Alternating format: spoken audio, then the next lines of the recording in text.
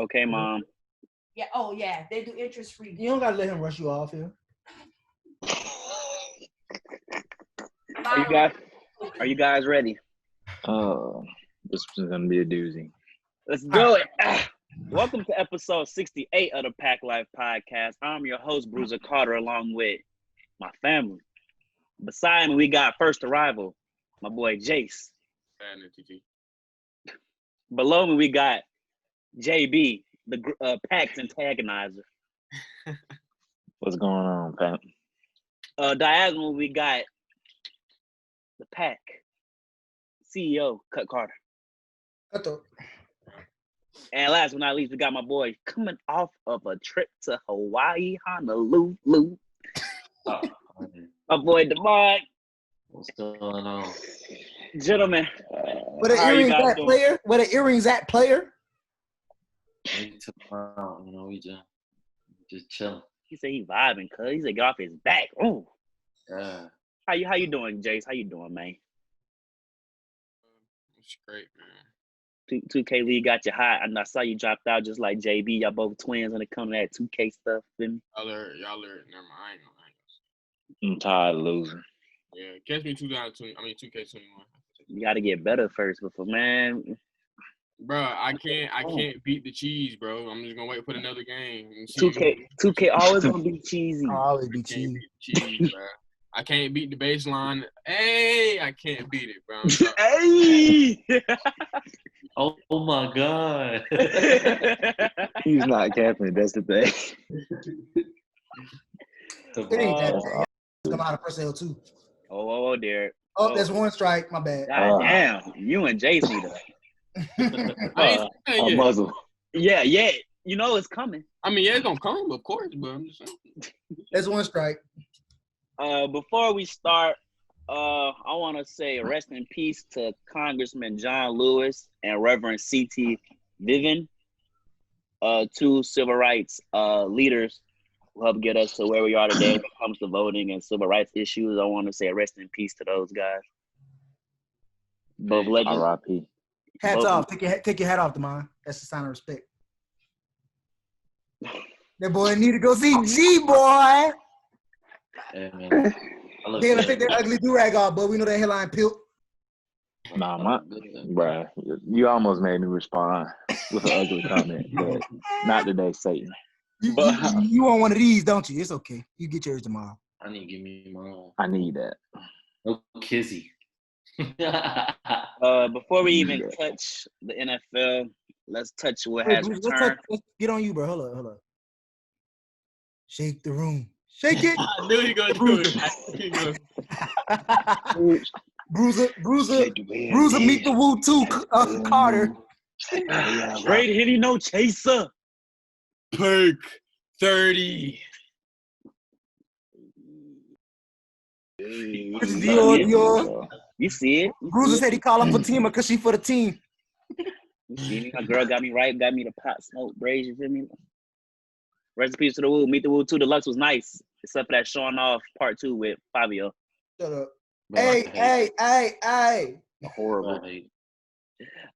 Let's get into the NBA. Scrimmages are kicked off yesterday as they prepare to play July 30th. Yes, basketball is back. MLB is on right now. Nationals and Yankees. How about them Lakers? They're playing right now. Look great. My boy Brian going crazy. Going cool. Look great. So give me you guys' scrimmage takeaways. Damon, looks like you're ready, so I will start with you. I mean, I appreciate artistry and music and football and everything. And when you look at basketball, you got to appreciate the artistry and hoopers. Paul George is a purist. He's just a hooper. He just comes back, just putting up buzzer beaters and turnaround J's, Euros. It's so natural, bro. You don't have to try to do too much when the game just comes to you. So I just want to shout out to all the hoopers out there, man. We want to see y'all come back and dominate the game, man. Shout out to hoopers. Oh, jeez. Jace, what's your biggest, your takeaways from this NBA scrimmages? Right now, I think my MVP of the scrimmages right now is Duncan Robinson. That boy got a burner on him. Good God. That's all I got to say. That's why you can't give Jaylen nothing. Look how you react. You saw Jaylen reacting. Jaylen, come on, talk your heat talk, bro. Talk your heat talk, bro. I'm gonna let you go. Talk. Well, I wasn't gonna start on my. I was gonna say the best for last. So let me start by saying I really enjoyed seeing that lineup from Denver. Seen a lot of great things from Bol. Jokic. I think they're going to be a team to really be reckoned with out in the West. Could make a push for the Western Conference Finals, but I'm not really sure. I need to see more. I would like to see Jamal Murray get on the court. What I hear from you is we're treating these scrimmage games like the NFL preseason. No, I think they should be used. I personally think, you have 8 games for seeding, then the playoffs start. You know what I'm saying? At the tail end of the season, you need to be turning your playoff intensity on, not sitting down because you fatigued from golfing. Like, that's lame. You know what I'm saying? That's not championship pedigree. That's not a championship pedigree mentality. But that's another conversation for a different day. So I really like what I saw from LA today. Like the Lakers, man. Like, they really look smooth. You know, Bron ain't missed a beat. AD ain't missed a beat. I like the acquisitions of Waiters and JR, of course. Think them boys really gonna win it all. Keep it a beam with you. Didn't see the Milwaukee game, but I got a chance to check out the Blazers. Blazers. Milwaukee dominated. Giannis did not miss a beat at all. Yeah, they said he had 22 and 21 minutes. I saw a highlight dunked it. He looked the same. Let's see what he do come crunch time. Not blowing series leads. But I really like what I saw from made me lose my train of thought, dog. Let me go ahead and start my heat, man, bro. Let me go ahead and start my heat. I just couldn't let you talk about Milwaukee without giving them any credit. I'm sorry. I just couldn't. My boy Duncan Robinson, arguably the best shooter in the game right now, active. That's not injured. I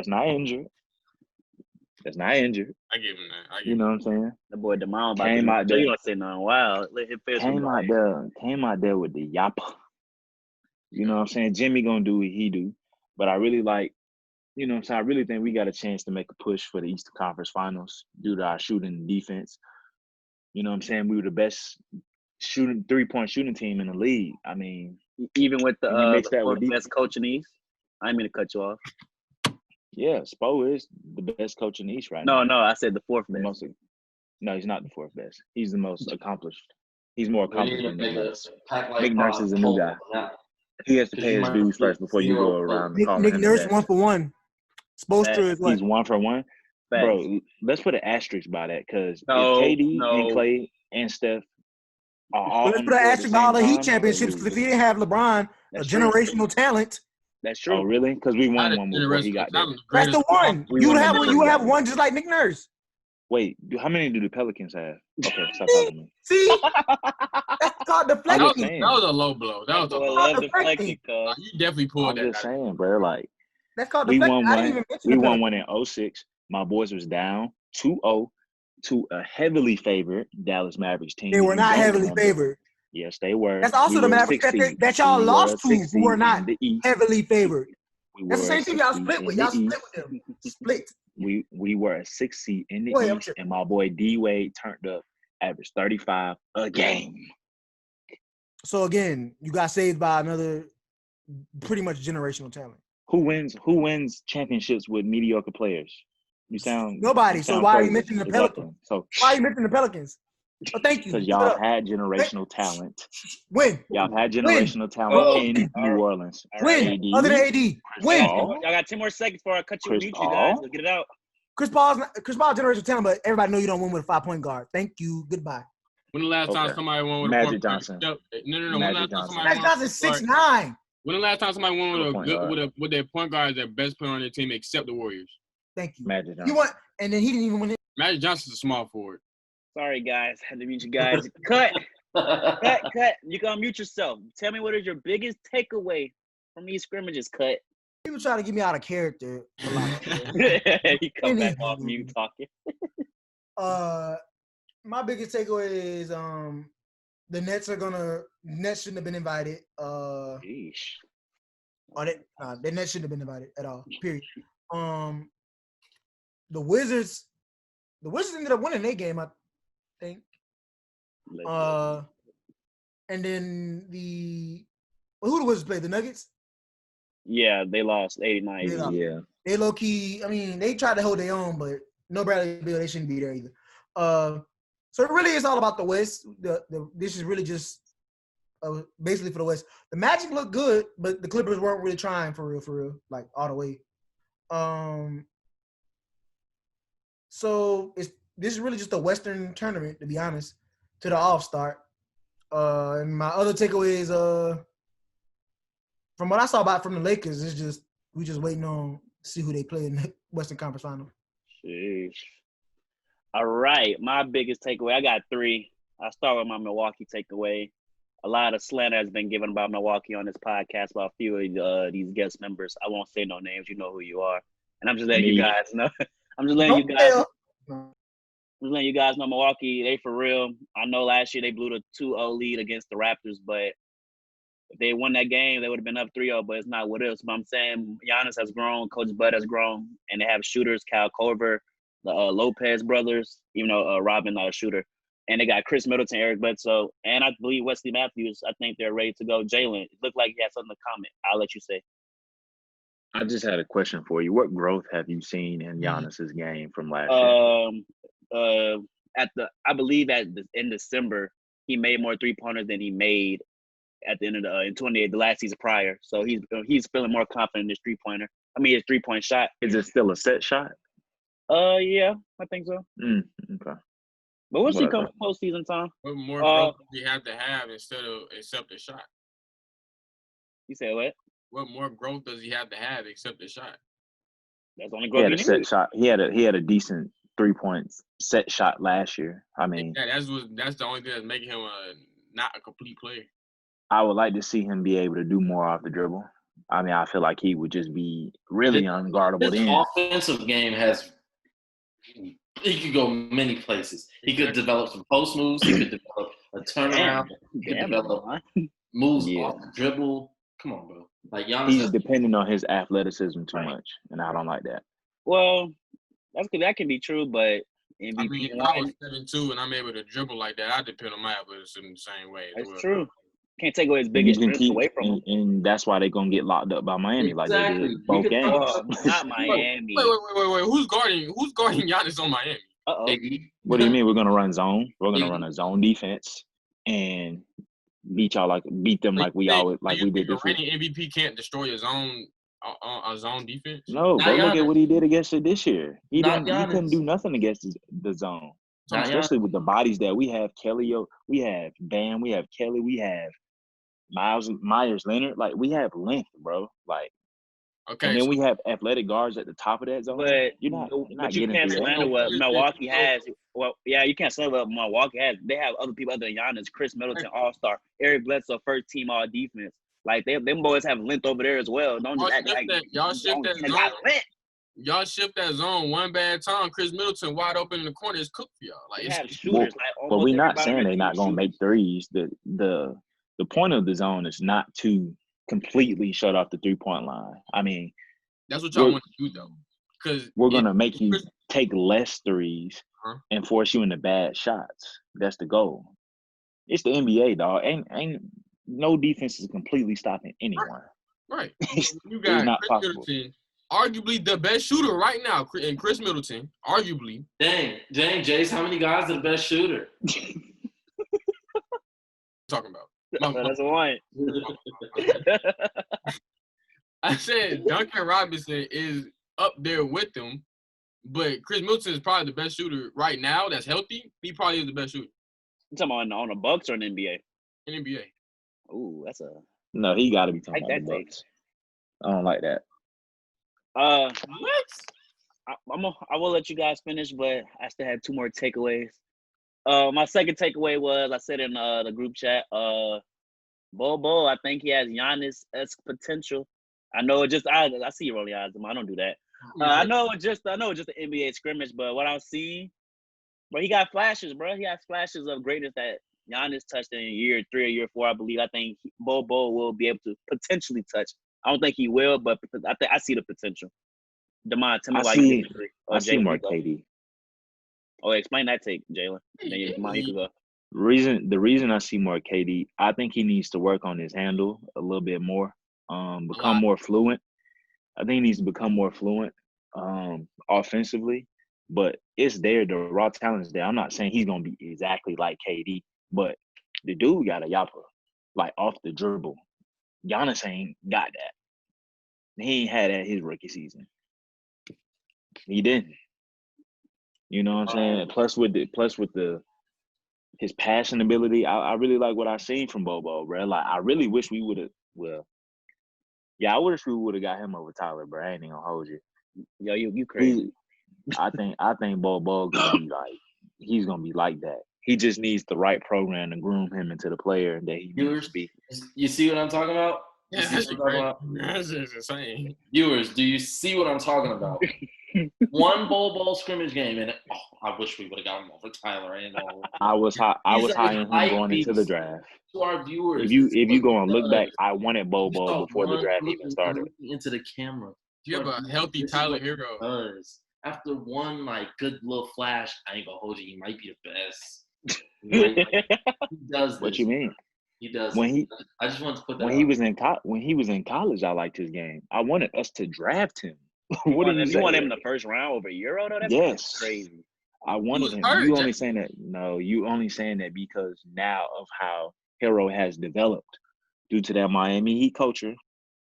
He was Throwing good it in out there. college. Yeah, like what? Yeah, he was a bucket in college, bro. Yeah, I'm a Bo bucket. was I'm a in bucket. You college. remember that? I'm a bucket. Bo was more of a bucket in college. No, than he Tyler wasn't. He Hero. didn't even finish the season. He didn't play a full season. He got hurt. He played like 10 games. Keep Bruh. going, Jace. Bo Keep going. was a Keep going, bucket. Jace. He played 10 games. What? Okay. He I'm played gonna 10 watch games, him. but he was a bucket. So you'd rather have a player that was one hurt. He was hurt. Then he only played. He played 9 games in college. He played a handful of games over Wait, somebody like Tyler Hero. 9 games in college, I averaged 21 remember- points. Listen, 9 games in college, averaged 21 points, 2 turnovers, 2.7 blocks, 1 assist, and 9.6 rebounds. Yeah, good stats, but he ain't playing enough. I remember a guy who got drafted number 1 who only played a couple games at Duke Talk named about Kyrie it, Irving. Kyrie. JB. Talk Don't compare him to Kyrie. Yeah. No. You said, why are we glorifying him? He ain't played all these games. He ain't play. You know talent when you see talent. Okay, you could see talent like Wait, Derek, anything. before you continue, John, Trey, we're talking about takeaways from the scrimmages. I know you saw my text, and right now we're talking about The scrubs are here. we're talking about Jaylen said Bo that he should have drafted Bo over Tyler Euro.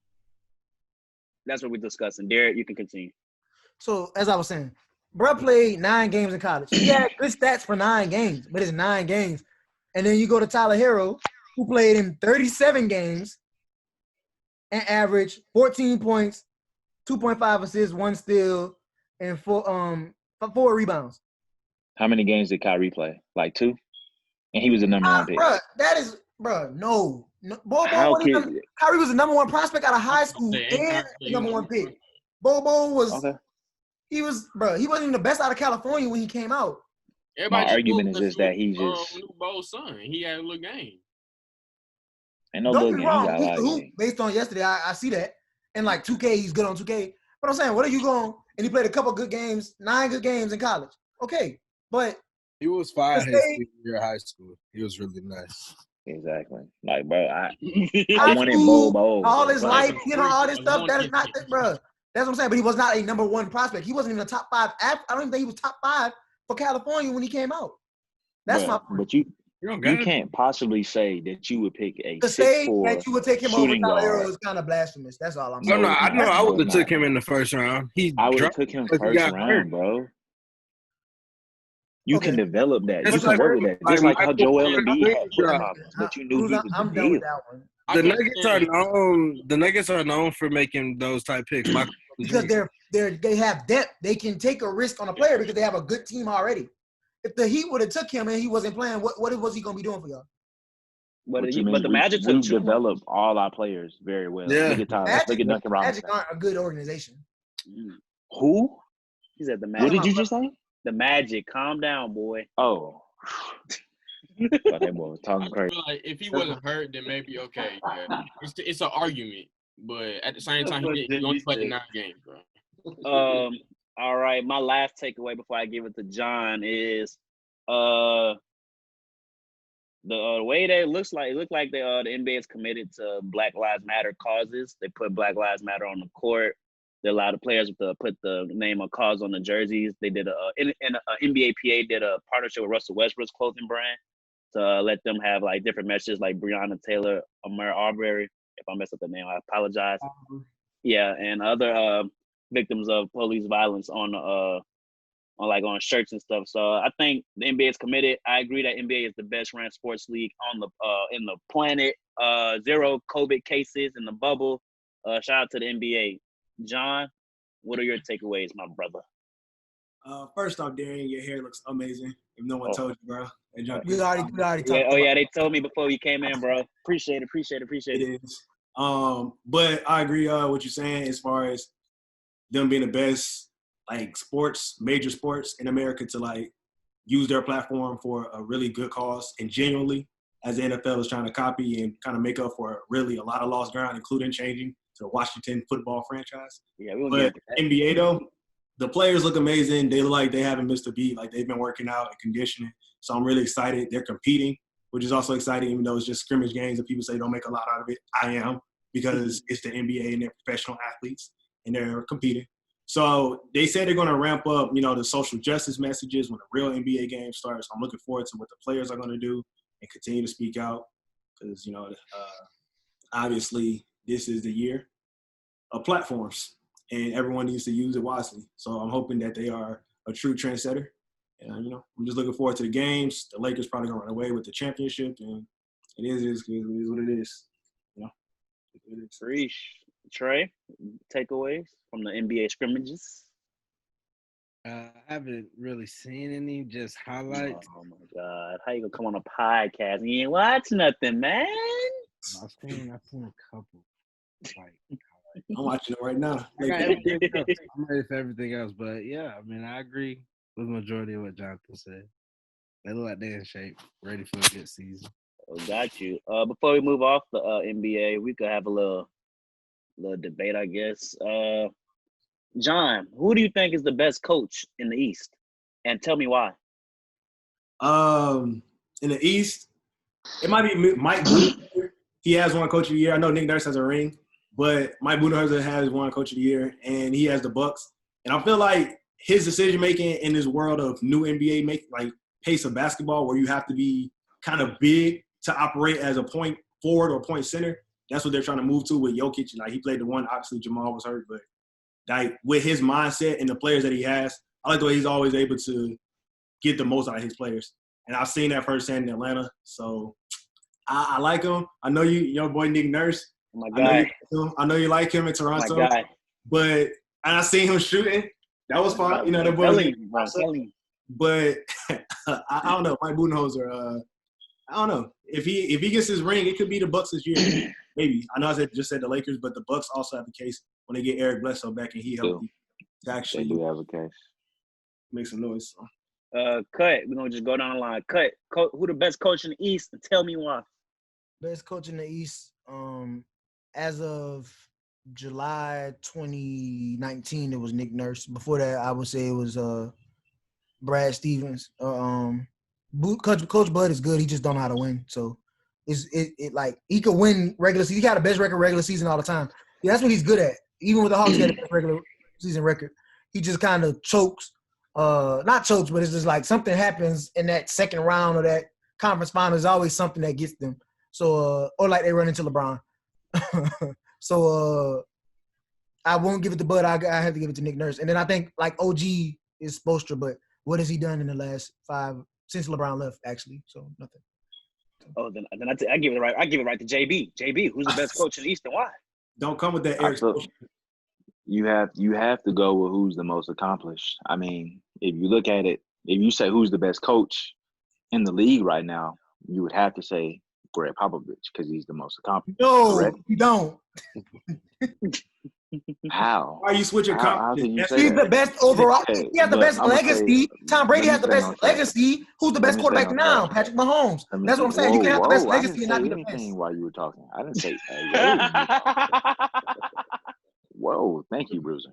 Anyway, I muted I myself. have seen Spo do great things with less. Nick Nurse has had stars. Great.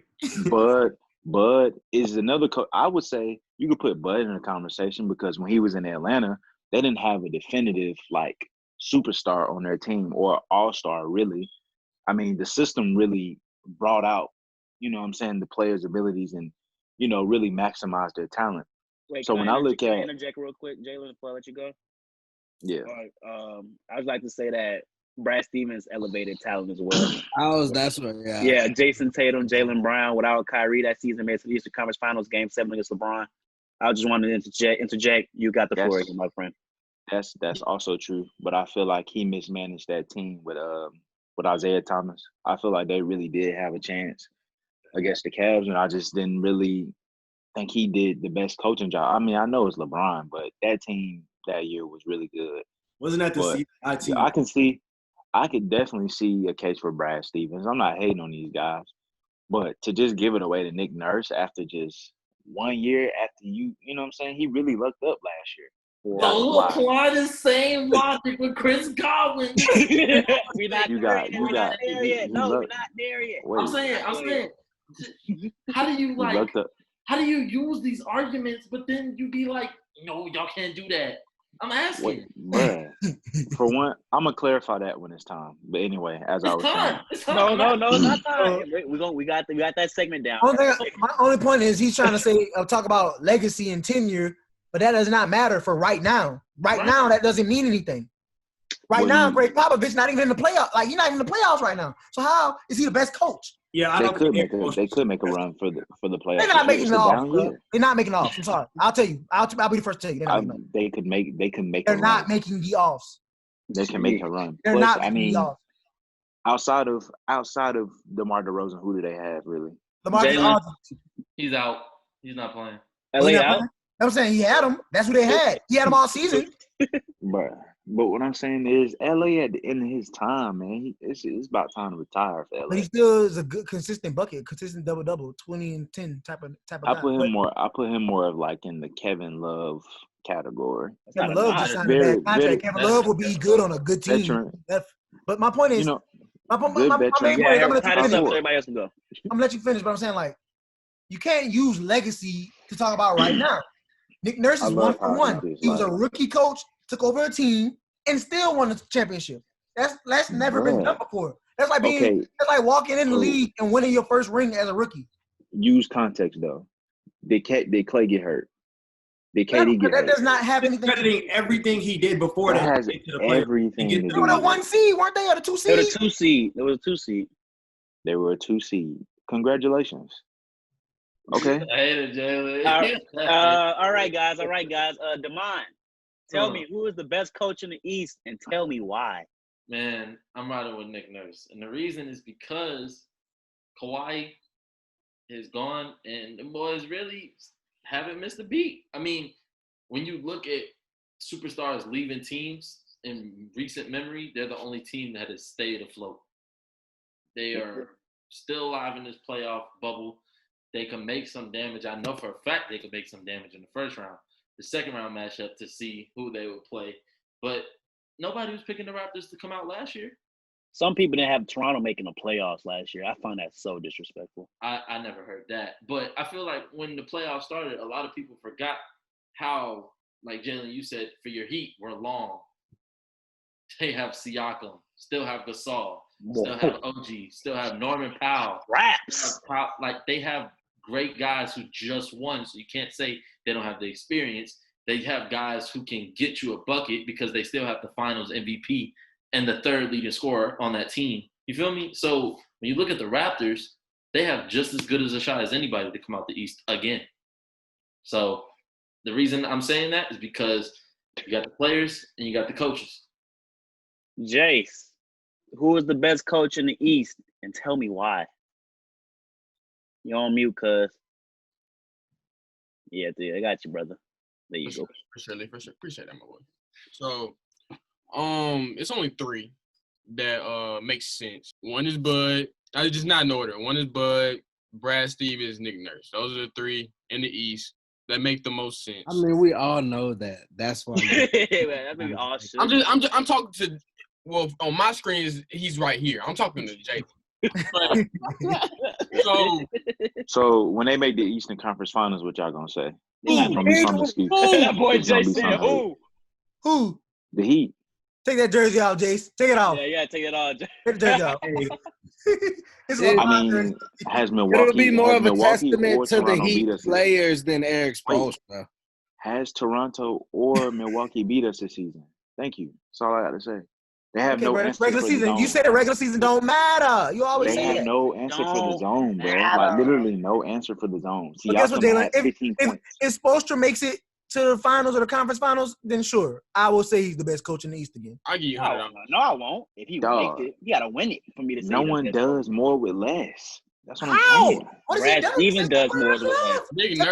Tell me what they've done since LeBron left. Tell me. I want to know. Wait, Tell me what since Nick LeBron Nurse left. is doing more with less. Exactly. He's You doing. can't name nobody on the bench. The except Raptors for are worse than the Howard Heat. Ibaka. Siakam, Raptors Van team is Fleet, worse than the Kyle Heat. Lowry. What are you saying? Those are starters. Name Before the last bench. year, nobody knew who Van Fleet was. Nobody knew who he was. Well, you didn't I know who he was. I played 2K. I knew who he was. He's a Hold on, hooper. before the championship season, y'all knew who he was? Yes, Yes. Jason. He's a Fred hooper. Van You Fleet, don't watch basketball. Wichita State. Yeah, he was Wichita. Van Fleet is nice. No, We all know about Hooper.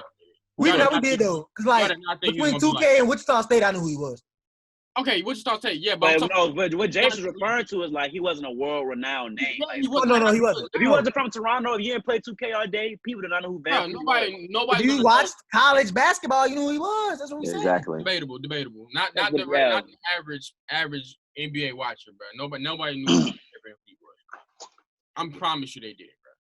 I mean, Well, I'm more so with I'm gonna Siakam. let you I go, think Trey. Siakam is what came from out the Siakam snuck up on everybody. Nobody knew. They also He have went to to New solve Mexico who's State, you know what I'm the saying? But Jaylen tried to say Siakam is, well, Demond used to call him Spicy P, whatever. Shut up. But Demond, you was but, first. I give you that. You was first. but Jaylen, you trying to say like, oh, Siakam is 5, but nobody knew he was gonna be this 5. You know what I'm saying? And you said He's they a had star. superstars, but he Kawhi was became only he superstar. became 5 last year. Yeah, Yeah, he he was became 5 5 last year. Same thing with Frank. Yeah, but he's a VanVleet. star now. Yeah, he's a starter now, but Jaylen, y'all's team still is low key like Mid. not. I'm not saying Bam is now about to become a superstar. Bam is on his way to being a superstar, low key. He got a lot of Jimmy talent. Butler is a superstar, so I'm not trying to. Y'all team is low key built how their team was built last year. Y'all just bought in a new guy, and you got a dude that's coming leveling up his play. But you ain't going to win a Bam. championship because you don't have Nick Nurse. Bam wasn't that good. Bam's in the running for most improved player. You're not gonna win So- it. The MIP New Orleans. So when you speak in that context, you got to be correct. Yes, He's not Bam gonna is a play great most player of the now. The And then MIP last year New we Orleans. did not have Jimmy. We needed a closer. We needed a You know star. what I'm saying? We Y'all didn't had have this that last year, but now you have it. That was my point. I didn't say y'all That's what had I'm it. saying. But we made the offs. But y'all That's what I'm sucked last saying. year though. The Eastern Conference isn't a relatively like strong conference anyway, so and Making I- all season if- accomplishment. What seed was y'all when y'all made? Making the offs isn't an In accomplishment. the East, Not in the no. East. What seed? In the East? were y'all? What So you seed were y'all? discrediting everything LeBron did. What Stupid. seed were y'all? He was the one, bro. LeBron, bro. No, People expected LeBron to make the Yeah, playoffs. I'm saying it was understood that he was going to. What? Bro, it depends on Bruh, what but if seed you were saying, in the East, bro. It oh, depends making the on seed. playoffs in the East is nothing. Then It's coming out of the It's East It's sweet is because nothing. people literally say Brother, LeBron could take any team have in the 2 East to the minutes playoffs on except the Knicks. pizza People in used the to say that. oven. Trey, who is the best coach in the East? And tell me why. So I would say it would be between Brad Stevens and Bud, because but it'll really be like, what are you basing it off of? Like, what are your standards for saying who's the best coach? And you just can't say based off of last year alone, in my That's true. opinion. So Exactly. with Brad Stevens is the most consistent. Yeah, out of those 3, he's had the longest tenure, but he only had 2 losing seasons since 2013. And I'm saying that he kind of like got the Celtics back to their winning ways type. So it'll be between. I would give him the edge over Budenholzer. Question. Gotcha. So how is it not based on last season and this season? Because what else you gonna go off? You gonna go off what somebody did back in the day? That's my point. I years ago. just like You explain. can't Like, ignore it. he's I heard what you said about he only missed the 2 No, seasons. not But my point, I'm saying you can have a better resume and not be better than me now. That's what the argument is. I didn't. Also had the best resume in the East, but he's not better than any of them now. That's my point. Spoelstra's resume is easily better. He got 4 rings. Yeah, but the last 2, 3, the last like it's None of them have rings, but is him, right? Spoelstra considered consistent? No. Nobody has rings, but Nick Spoelstra. I mean, Budenholzer has assistant coach rings. yeah. No one would say that Spoelstra is And he's considered. 2-time coach of the year. Coach, with the coach of the year thing. Okay.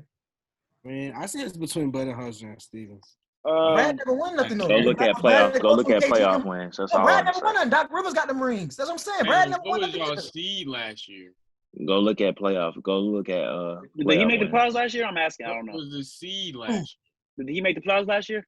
The Heat, We yeah, they missed did. last year. What was the I think seed? I'm thinking about a different year. But Tripping. y'all didn't make it last year, right? Yeah, it wasn't last year. Y'all didn't make it Yeah, last yeah. year. Y'all, They did Yeah, make we it didn't last make it last year.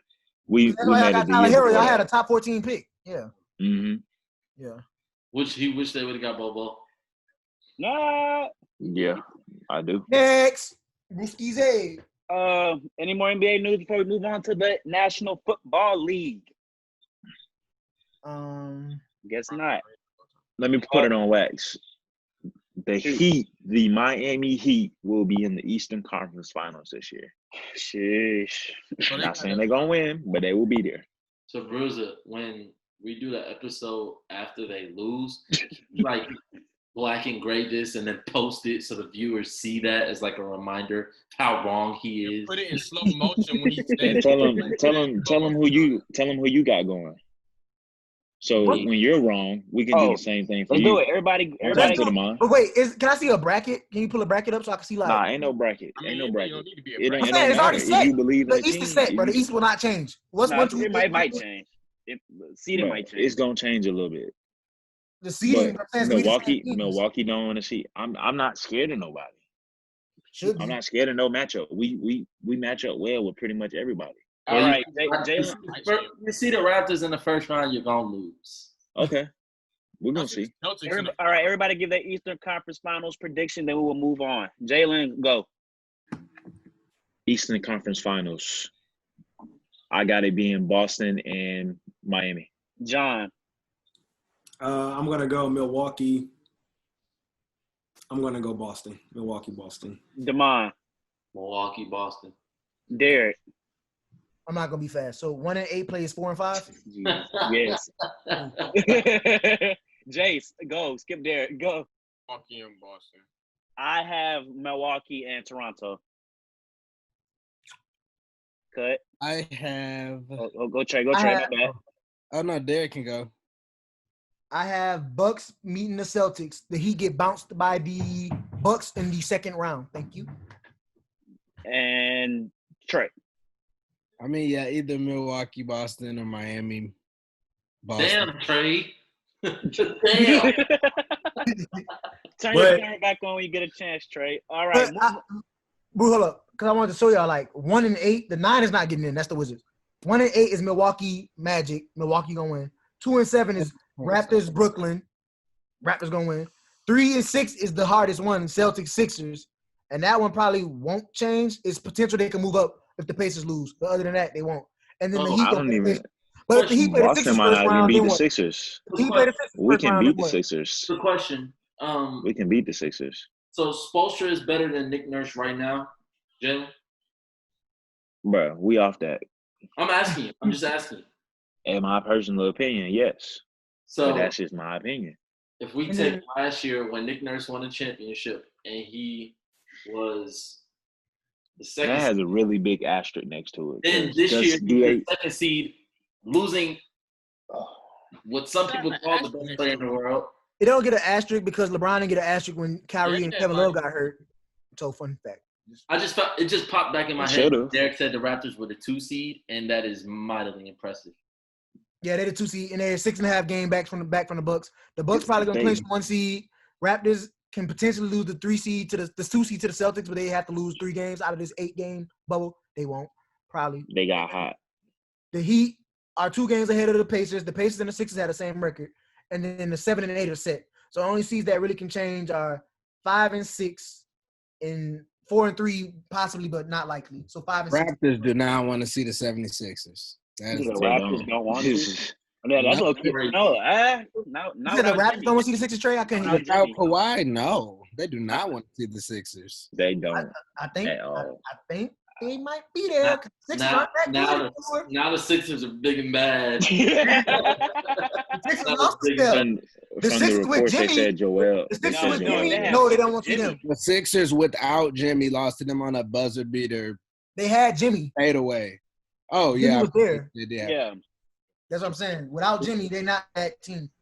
Derek, I think you're right though. The matchups will play a real factor into what the Eastern Conference is going to shape out to be. Because if the Celtics play the Sixers, I think whoever play the Sixers first off, that's going to be a tough matchup. That's gonna be a 7. That's That's gonna be gonna the be a best 7. series. That's gonna be the best series. Yeah, whoever play that Sixers first round. Otherwise, the top 4 seeds, I believe they all are probably going to win. The Bucks. I just want that Heat Pacers matchup. If Oladipo come back like how he was against, And I I know you got to move on, Bruiser, but Hey, Jaylen, I do like wait. over Spoelstra. I do.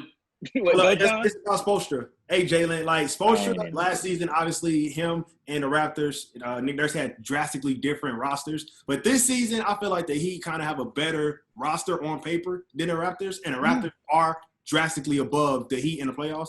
So that would be reason alone to think, just for you to admit, all right, yeah, Nick Nurse this season is better than Eric Spoelstra, because obviously I feel like the Heat do have a better roster. The Heat team is better to me. Talk him in, Top John. Talk him The Heat in. team is better. That's what I said. That's what I'm trying to explain to you. Y'all team is what theirs was last year. Y'all added a superstar in Jimmy Butler, not Kawhi level, but he's still nonetheless a good player, an all-star.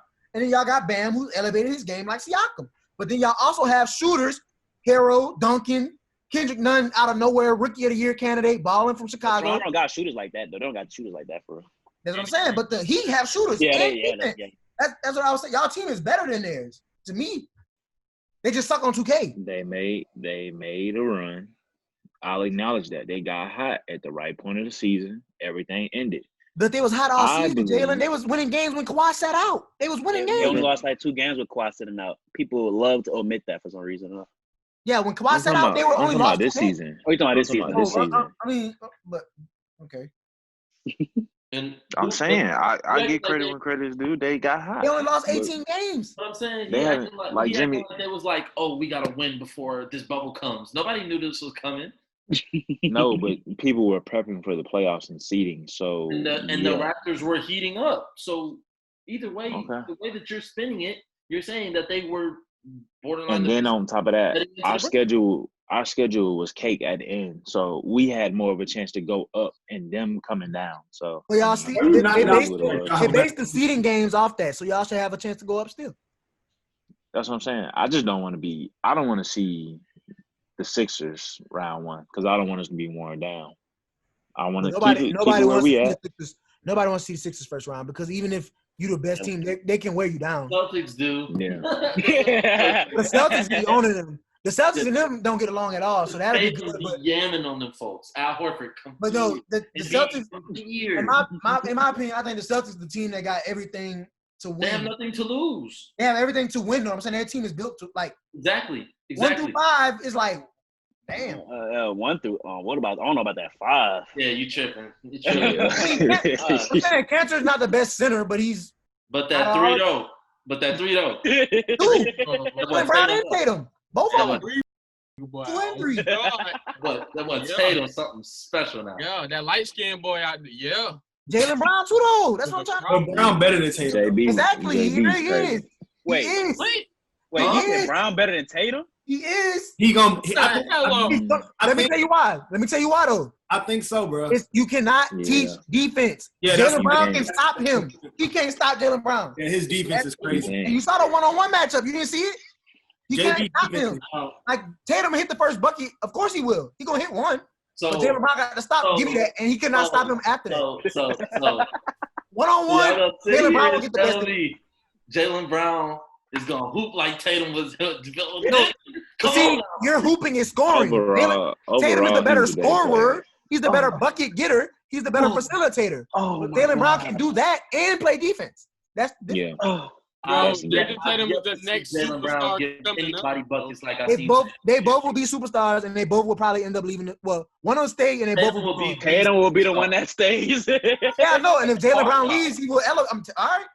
Jayson Tatum going forward is a starter in the Eastern Conference every year.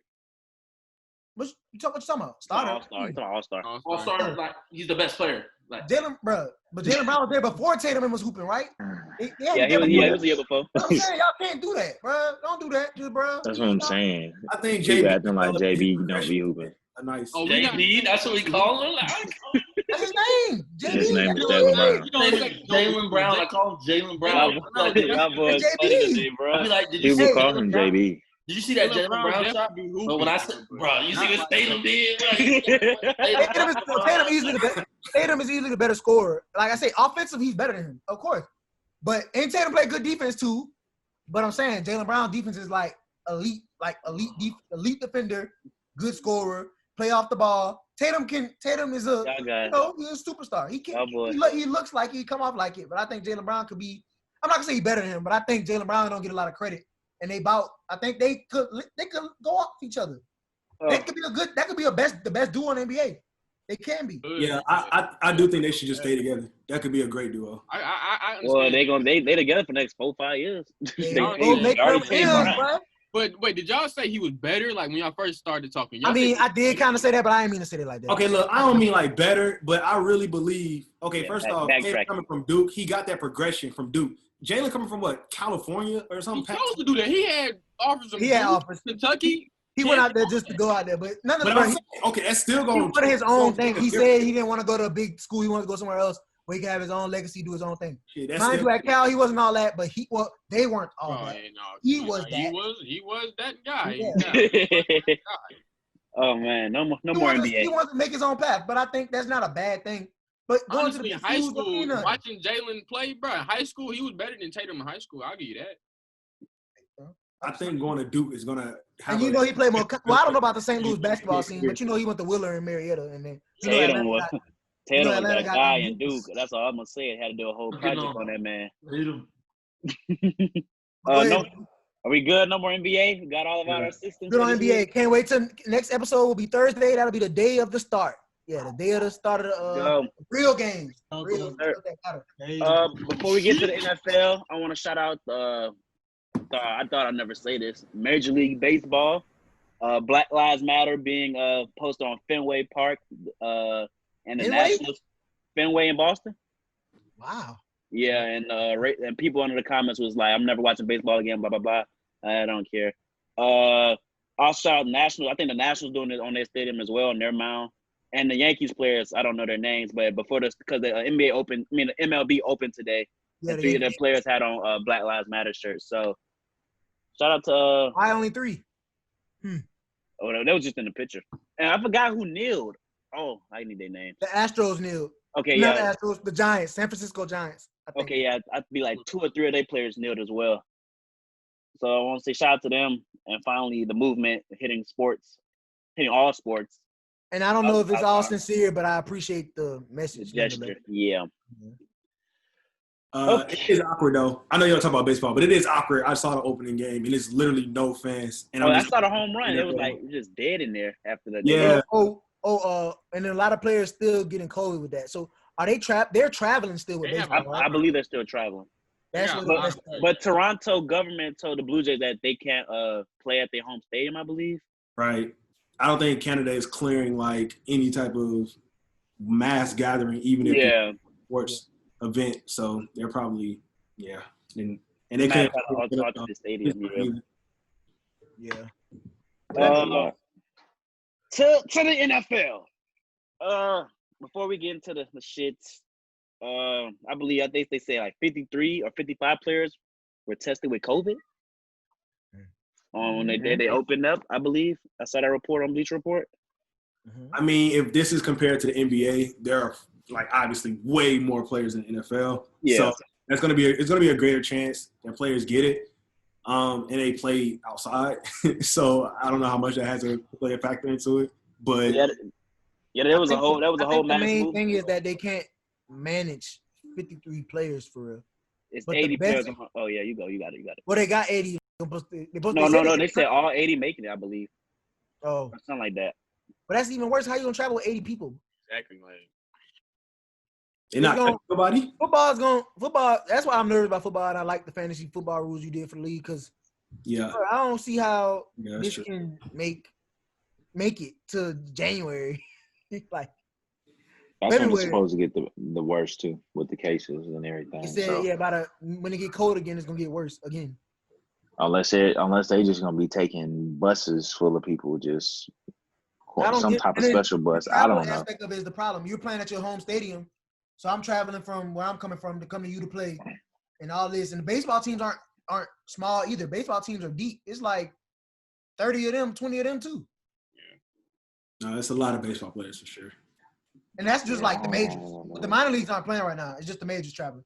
But if you got to call somebody up because somebody's sick, like I think the Mets pitcher, I think Juan Soto, I don't know if he's a pitcher or not, but Juan Soto or whatever. He was he got his COVID result today. And he came back positive. Yeah. So he's not playing and stuff like. And people playing fantasy baseball. Tim was like, "Yeah, bro, that's my I got him starting. I got to take him out." I said, "No, I'd be sick." Y'all bet money. He's like, "I'm not even worried about the 20, bro. I'm worried about losing." I said, "We do our league a little bit more expensive than that. So if my player be out because of COVID, I'm gonna be upset." very mad. Boy, might have to have true reserve spots. Yeah, we're gonna have to add reserve spots for COVID. Let Patrick Mahomes get COVID. It's cooked. Like, Holy Dude be like, shutdown. I don't even want to play no more, bro. Send my money back. oh God. Holy shutdown. And there was a movement. There was a whole movement on Twitter saying all the NFL players coming out telling the NFL we want to play, but just they want to play under said conditions, and that's why the NFL that they introduced these. I think they said every other day COVID tests will be given or something along those lines. But people still gonna get sick. That's That's not gonna do anything. Like, it's not gonna prevent people from being sick. If Not you a can't drug bubble, test. if you can't do a real bubble like the NBA, it's gonna be an issue. Like these college teams are talking about, they're gonna do conference play only. That's gonna end up being bad. There's no way to, bro. People don't like. There's no way to stop people from getting sick if you don't do it the right way. The NBA is the only league that's probably capable of doing it the right way. And maybe soccer, but they got cases and stuff too, because they're not in a bubble. They got them all in Orlando, but it's not secluded. I think the NFL is capable of doing a situation like this, but it may require having to play across all 7 days of the week. It'd be radical, but if they make a lot of money, and the players would not go for that whatsoever. They buy but then say you play on a Monday and then next week you play on say you play on a Friday and next week you game on a Wednesday. That's not a good turnaround time to get your body right. But you traveling with 80 players anyway, bro. You might as well bro. People not gonna want to play their best players. Would it be a bad idea? You gotta tackle to each other too, bro. It's just. Would you say, Would Jaylen? it be a bad idea for them to kind of find a way to have their version of a bubble? But how? Like, how? It's just impossible. I mean, I'm not the guy to come up with the plan, but I'm saying maybe try to emulate what the you gotta NBA is doing. So it'd have to be like almost a whole city, bro. Let's just talk about 53. Let's talk about standard. 53 players on the roster. 53 times 32. That's 1,696 people. That's not even including coaches, training staff, assistant coaches, trainers. It's like 3,000 people in a bubble. And like, what city would you put them in? Florida's a hot spot. Arizona a hot spot. Cali a hot spot. It's like, how? I think it's a little late now, obviously, but if they were willing to somehow make the schedules where they have maybe 3 set cities and they have, these teams that only play each other in this particular city, and they like set aside some large sum of land somehow and they just section off different 100-yard footballs or something like that. But they could do it. The way I see it, they can do it by division, and everybody get the division games out the way first. So everybody play their 2 teams they play. That's like 8 games. Everybody played that's 6 games, my bad. Everybody played 6 games, secluded.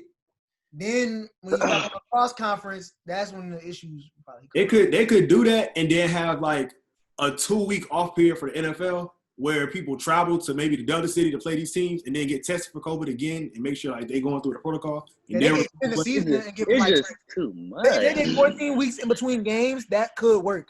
And if they stagger the games to where no, they would have to though. 14 days. But the NFL won't make Think about money this, though. They would Think about still this. make money if they have Group A and Group B. Look, look, look, look. NFC's played this day, AFC it's played crazy this. they trying to make money in the first place. Like, Think about it. It's It's 3,000. It's 3,000 grown men, bro. The NBA already had women. problems with folks coming out the bubble, so you gonna control 3,000 grown men coming out of the bubble? And So women. you can't do it. And women. Impossible. And women. Yeah. Yeah, it's impossible. And the NBA was kind of struggling with the snitch hotline with homes crossing the line. Exactly. People, it's like with 3,000 people. Well, 3,000 people controlling all of them, bro. 3,000 people Staying in plus. any area. Sheesh. What if they played abroad somewhere? You know how they do those games in And- like London? Maybe like try to find a place that's not really it's out. different types of bans and stuff on different countries, and I don't even know like what the policy is. Oh yeah, true. And Some folks not not even to- accepting U.S. citizens. And another reason why the bubble wouldn't work, people gonna miss their families. Like that's why the NBA players going that's such a big deal. They're not with their wives and kids and family for like They only doing it because for they 20 can't come to us. I believe like August 17th. They was already in the bubble for like a month. So They with only the doing it NFL, for 17 weeks. That's I man. mean, Yeah. that's how you feed your family. That's how you feed your family. That boy Yeah, Jaylen said, yeah, "Get yeah. out the mud." You got to. I mean, some folks gonna get paid regardless, but some folks aren't. So, Are you guys ready? Dun, dun, Let's do it. Let's do it. Let's do it. Let's do it. Let's do it. dun, dun. Sharing my screen. Sharing my screen. Can you guys see it? I know you did not make a whole. I did. Blind test. I don't get it. Blind test, similar to what Damon Mhm, posted in the Instagram chat. You look at the player stats. You see which Here one's you better. go. Made a whole. That's blind- two No, J's. That's 'cause two I don't J's. like That's two that. J's. I Watch, had to watch say it. I had to say. I it. don't like I that had to. because context Let's go. definitely matter. All right, we got player A, 83 catch. All right, so all three of these players missed the game, and I adjusted their stats to if they would have played 16 games. How you do Player that? A, would you say the cut? I said, how How'd you do that? Just take the averages and add it. No, you didn't learn that in math. Just oh really, bro? And just adjust it. Did you just say, did I learn that? Did you drop me? 83 player A, 83 catches, 1,424 yards, 10 touchdowns. This was this year. Yes, 2019. Player B, 110 catches, 1,229 yards, 7 touchdowns. And player C, 77 catches, 1,147 yards, and 9 touchdowns. I'll go down the list. I'll start with you, Jace. Who is the better wide receiver? All right, I'm gonna be 100% honest. This is stupid because they're all equally good. If you think about it. Jay, just pick.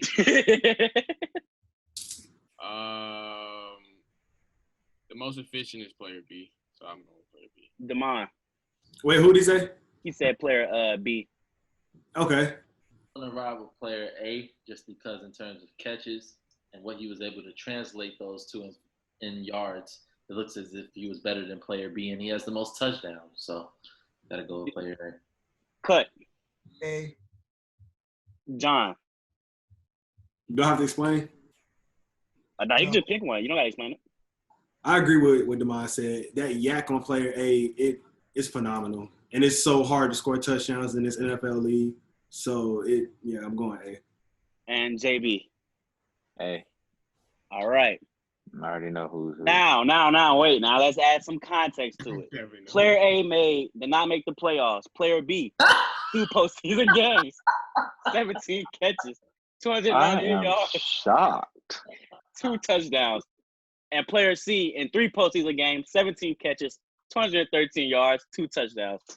What does this change your opinion on player A? No, because the wide receiver is solely dependent on quarterback play and all of it. And great teams make the playoffs, not good teams with great wide receivers. Like no wide receiver has ever led a team to DeAndre a Hopkins. Super Bowl.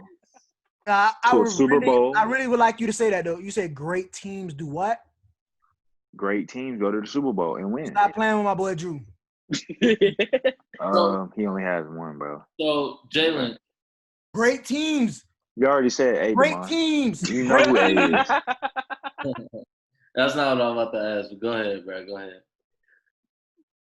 So after looking at the context, are you still choosing player A? Jaylen said you're riding with player A. John, what say you? Man, it's so when we talk about like players, everybody want to bring in postseason stats, but obviously when they look at this, it's a reason to bring them in. So, it kind of changed my opinion, but it's a receiver. Is it really their fault they don't make the postseason? Like, It's not. I don't think in this It's situation. no one's individual fault they don't make the postseason. That's my point. You can't blame not making the postseason on one player. Oh, Drew Brees didn't make the postseason this year. He sucked. Is it really his fault? You got to look at you got to look at everything. You can't look at one person's stats and not look at the entire piece of the pie. You can't pick a piece of the pie and look at that part and say that's why the pie is nasty. Right. I'm still gonna go with A. I'm still A. Demar. I mean, yeah, but player A not having any playoff stats kind of concerns me. Jace. Okay. That's all I'll say. Jace, you chose B, right? Are you still riding with B? Of course, because I'm the greatest of all time. And here are the wide receivers, you guys. Mike Evans, Davante Adams, That's funny. and Tyreek Hill. I can live with that. I don't even give a I mean, all this. Godwin not better than him, though. But That's my third time saying all this definitively shows me is that if I look at the stats, and then this is hard to kind of mix in there, but you can say based off this, okay, Mike Evans probably is the best deep ball threat on here. He's not. I agree. Then you also have to say, oh, he's the most versatile player on here because of the catches. He's not. Touchdowns, yeah, you put him up there, but if I look at seasons past, no one has more touchdowns since 2016 than Davante Adams. Mike So Evans a better red zone threat than everybody up there. I don't know, Davante Adams. Davante Adams, that guy. Well, I chose B because of the catches. I I'm see talking about throwing it up to somebody, yes, but So on an out route or something in the red zone, yeah, Davante Adams. But I'm saying that doesn't always like people don't always like, hey, line up for me. We're gonna fake this misdirection. You come in the back. That linebacker's gonna creep up because they're gonna be in a cloud. Boom, right over top. Mike Evans, you can go say jump. That's not what Brady's going to do this year. He better get open. So question to the whole entire group. Shoot. All three of these players, what is the difference between us? What is the difference in their situations? The quarterback style of play. I mean, you could kind of have gunslinger. I saw this coming, but did you know that the Buccaneers ranked 7th in passing plays in the league? Like the No, we have no. Well, let me finish. Now we're losing. That's Did why. you know Green Bay ranked 16th in passing? And did you know the Chiefs ranked 10th in passing? So let me ask you this: if your quarterback throws 30 interceptions on the year, so if you do the math, he leads the league in yards, by the way, because he's throwing them. Y'all were we're always down to throw. Exactly. So his 30 picks aren't as bad as somebody that doesn't have to throw. That's just throwing picks all the time. So that if you throw picks all the time, that's less opportunities for he also the wide receiver. Touchdowns. It has less opportunities if he throwing all game. He used to throw 45 passes a game, Jaylen. 7th in passing plays, Jaylen. How many times he throw the ball a game? How many times James throw the ball? Attempts per game. What was that? Probably got to be about 30, 40 because he going to throw 2 picks within the first 5 minutes. Right, and Rodgers is throwing 24 passes a game. Yeah, and that Matt LaFleur system, they made it run dominant this season. It wasn't always just throw it like how it used to be under Mike McCarthy. And but he's eating double and triple teams, Jaylen. Mike Evans sees double teams. That's all I had. But this is for you, Jaylen. This right here for you. And also, just for a fact, I just want to throw a fact out there. Mike Evans is the youngest player to ever get to 7,000 yards. He was also the youngest to get to 6,000 and 5,000. So also, I think I broke already. No, it's a fact. You can look. It's a fact. Michael Thomas just broke that. No, he didn't. How? He hasn't even gotten to 6,000 yards yet. He's only played 3 seasons, bro. That's crazy, ain't it, Jaylen? That's crazy, ain't it? He's not at 6,000 yards. Might be. Jaylen? He's one of the only players outside of Randy Moss to have 5,000. 1,000-yard seasons That 5,000. for 6 consecutive years. And Mike, he got drafted before Mike. So when Mike break that this year, he ties it and he becomes a part of that group. What you gonna say? Cool. You Wait, got so Drew you- But Brees. until then, Mike Evans is top 5. But You that's know what I'm saying? Wait. No. This is why I did the blind test for a reason. This is what the premise of it. Mike Evans is not a top 5 receiver. And I'm about to explain it why I did some research. Trey and Derek know. Against quality defenses, these are defenses that rank 1 through 16 in total defenses. San Francisco, 2 catches, 28 yards.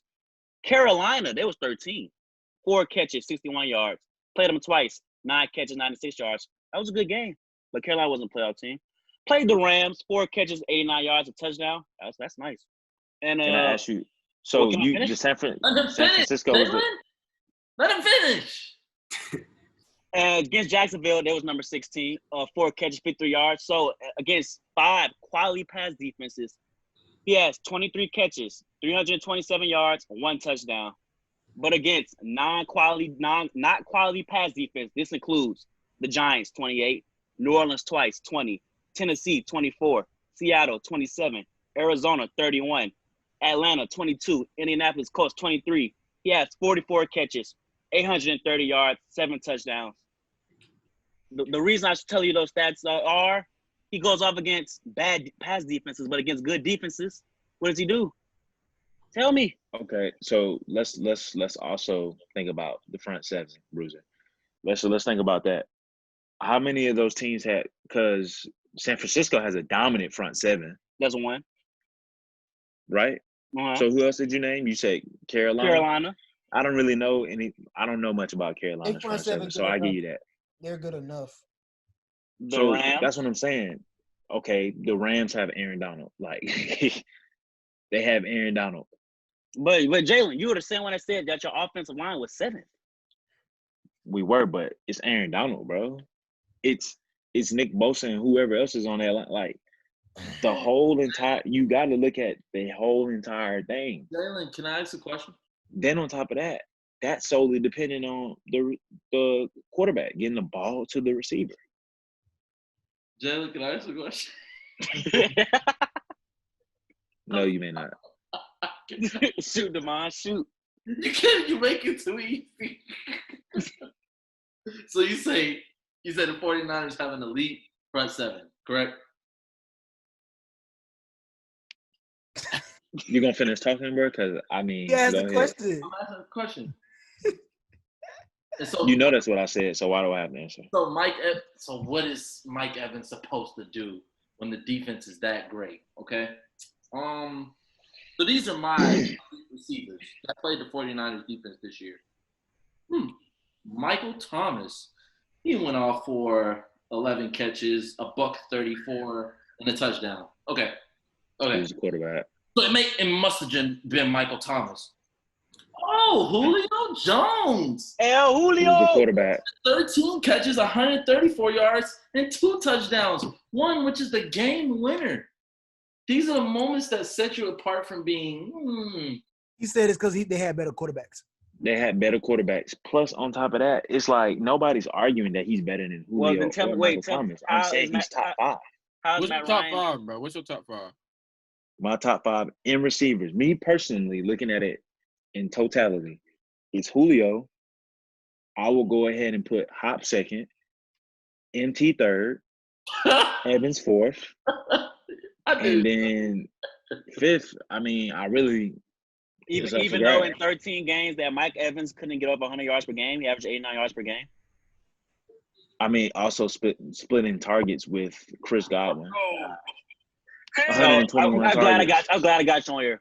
Who is Tampa Bay's wide receiver number 1? Bruh. Mike Evans or Chris Godwin? It's Evans and Chris Godwin. That's what I'll keep trying to tell you. Like, it's Evans and Chris Godwin. So I'm moving on from Mike Evans real quick. So how can Chris Godwin? You said Chris Godwin had one good season, and I look at his stats. It was what I think at 1,133 yards. If he has another season like that, how in the world is that close to top 5? How does he even break into top 5? I said if he has another season like how he did last season, or better, he's going to start needing consideration for top 5. I think consideration for tier 2 will be more like it, not I'll top say 5. something. Okay. Shoot, Jay. That's your Shoot, Jay. opinion. Okay, this is the reason why Mike Evans is not top 5. Okay, so against New Orleans, I don't remember what day it was. I don't remember. He But got shut out New against Orleans. Marshawn too. Here we go. We're gonna, hey, bro, I got you. One game New just Orleans. define everything. We gotta talk to you 3 times. This is a divisional game as well, JB. Like Pivotal. count. Y'all had a chance to win the division at count. this time, I believe. This is a close divisional game as well. A close divisional game. Suck. What do you want us to do? I'm sorry. And Brady But gonna we change that? are garbage. Yes. We 3 went 7 targets. and 9, and our quarterback 0 threw catches. 30 picks. 0 yards. We won 7 games, and our quarterback threw 30 picks and had 9 fumbles. He also Come had on, bro. 5,000 yards and 30 touchdowns. Like, what are you Like, saying? Bruh. Dog, who's winning anything when your quarterback turns the ball over 39 times? Please, Well, no They logical. got 28 interceptions. And his team was pretty good. I'm just gonna say this for this little Chris Godwin, Davante Adams debate that you and Demar had. Jaylen dropped off. I ain't on that. I don't argue. But Jaylen go.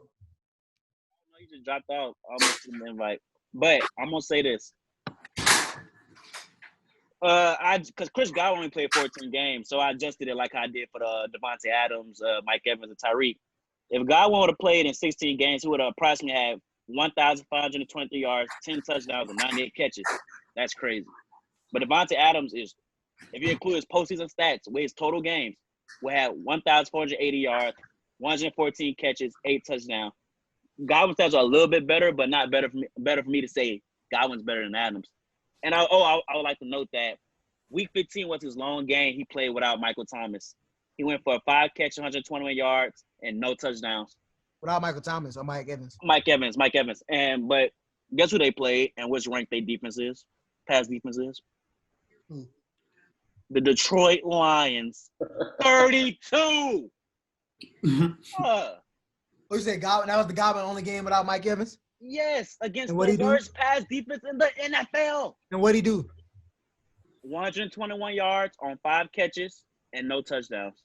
That's a good game against the worst defense in the NFL, pass defense in the NFL. I mean, I don't know. I like Mike Evans. I don't know. I mean, I be giving him that 5th spot sometimes, but I could, based on the arguments stated here, I can see why you don't have him there. But it's all about preference, I think, though. Because he's not the same. I think all of them are different receivers. But I think all of them kind of make out that 5, 6, 7, 8 spot. So, cause my 4, I mean, I feel like the top 3 is understood. That's all I said. I said 1 through 3 should not be debatable, but 4. It's Thomas, Julio, and Luke. Yeah, the other 2. And some people like to people try to play on Thomas and not put him up there, but that's what it is. And then you got people that's like Odell fans. They can put Odell at that 4 in that top 5. Odell, based on last season, isn't in that top 5, and I said that, but people try to kill me. I said it again. Sorry. People try to kill me, but people try to kill me about that. But I'm like, bro. At the same time, when I said DJ Chalk's having a better season than Odell, it was like people try to crucify me, but it was facts. Well, how do we feel? Oh, what you about to say? In that 4th and 5th spot, I mean, that's the debatable. Jaylen was trying to make it definitive, like Mike Evans is there, and that's not true. Yeah, that 4th and 5th spot, but it's not Godwin. He's not there. The 4th and 5th I think Godwin could be a top 5 receiver this year. This year, sure. And I think last season, his production from last season, and he also had a great season. I think that should be some type of reason for him to be top 5. One good season not gonna get you in the top 5. Well, yeah, that's the same way I was killing. That was the same reason that was killing Michael Thomas for last season after he broke the reception thing. He was like, "That's one good year." Had one good season. He not top 5. Then he did it again. And but Godwin has had consecutive seasons of being good. No, this is only his first year. This is only his first good season. I'm about to show you the stats. This is your first good, I still got Mike Thomas in my top 5. I mean, I'm Mike Evans. The 4th and 5th spot. The latter half. 4th and 5th spot, I ain't gonna lie. If Antonio Brown was playing, the top 4 would be set, and then it'd be one more person. But he's not. So for my 4th and 5th spot, I ain't gonna lie. I'm gonna go Tyreek Hill for the 4, and the 5, I'll give it to Mike Evans or Davante Adams or Diggs. 2019. 7 touchdowns, good. He was coming on strong, but bro, that says 5 games started, dog. He was hurt. That's what I'm saying. How you gonna say he good? Bro, No, he wasn't in wide receiver. 142. He wasn't hurt. He played 12. Because they had Deshaun Jackson. He was He played also- Adam. Yeah, he was a Adam third Humphries. option. Okay. That's what I'm saying. He was coming up, in the latter half, bro. Come on. Okay, so But say top 5 is just so crazy to me. All right. It's crazy to me. That's me though. That's me. You're right. I think ranking him this season, I really believe he's going to finish as a top 5. And don't forget about Stephon, and he's in a new system too, and he's by I himself. don't think Stephon is going to finish as a top 5 or a top 10 receiver. I'm talking about next year. I'm not talking about right now. I'm not talking about right. I'm talking about next year. So Stephon doesn't have a debate for top 10? Wait, what happened? You said that, Jonathan?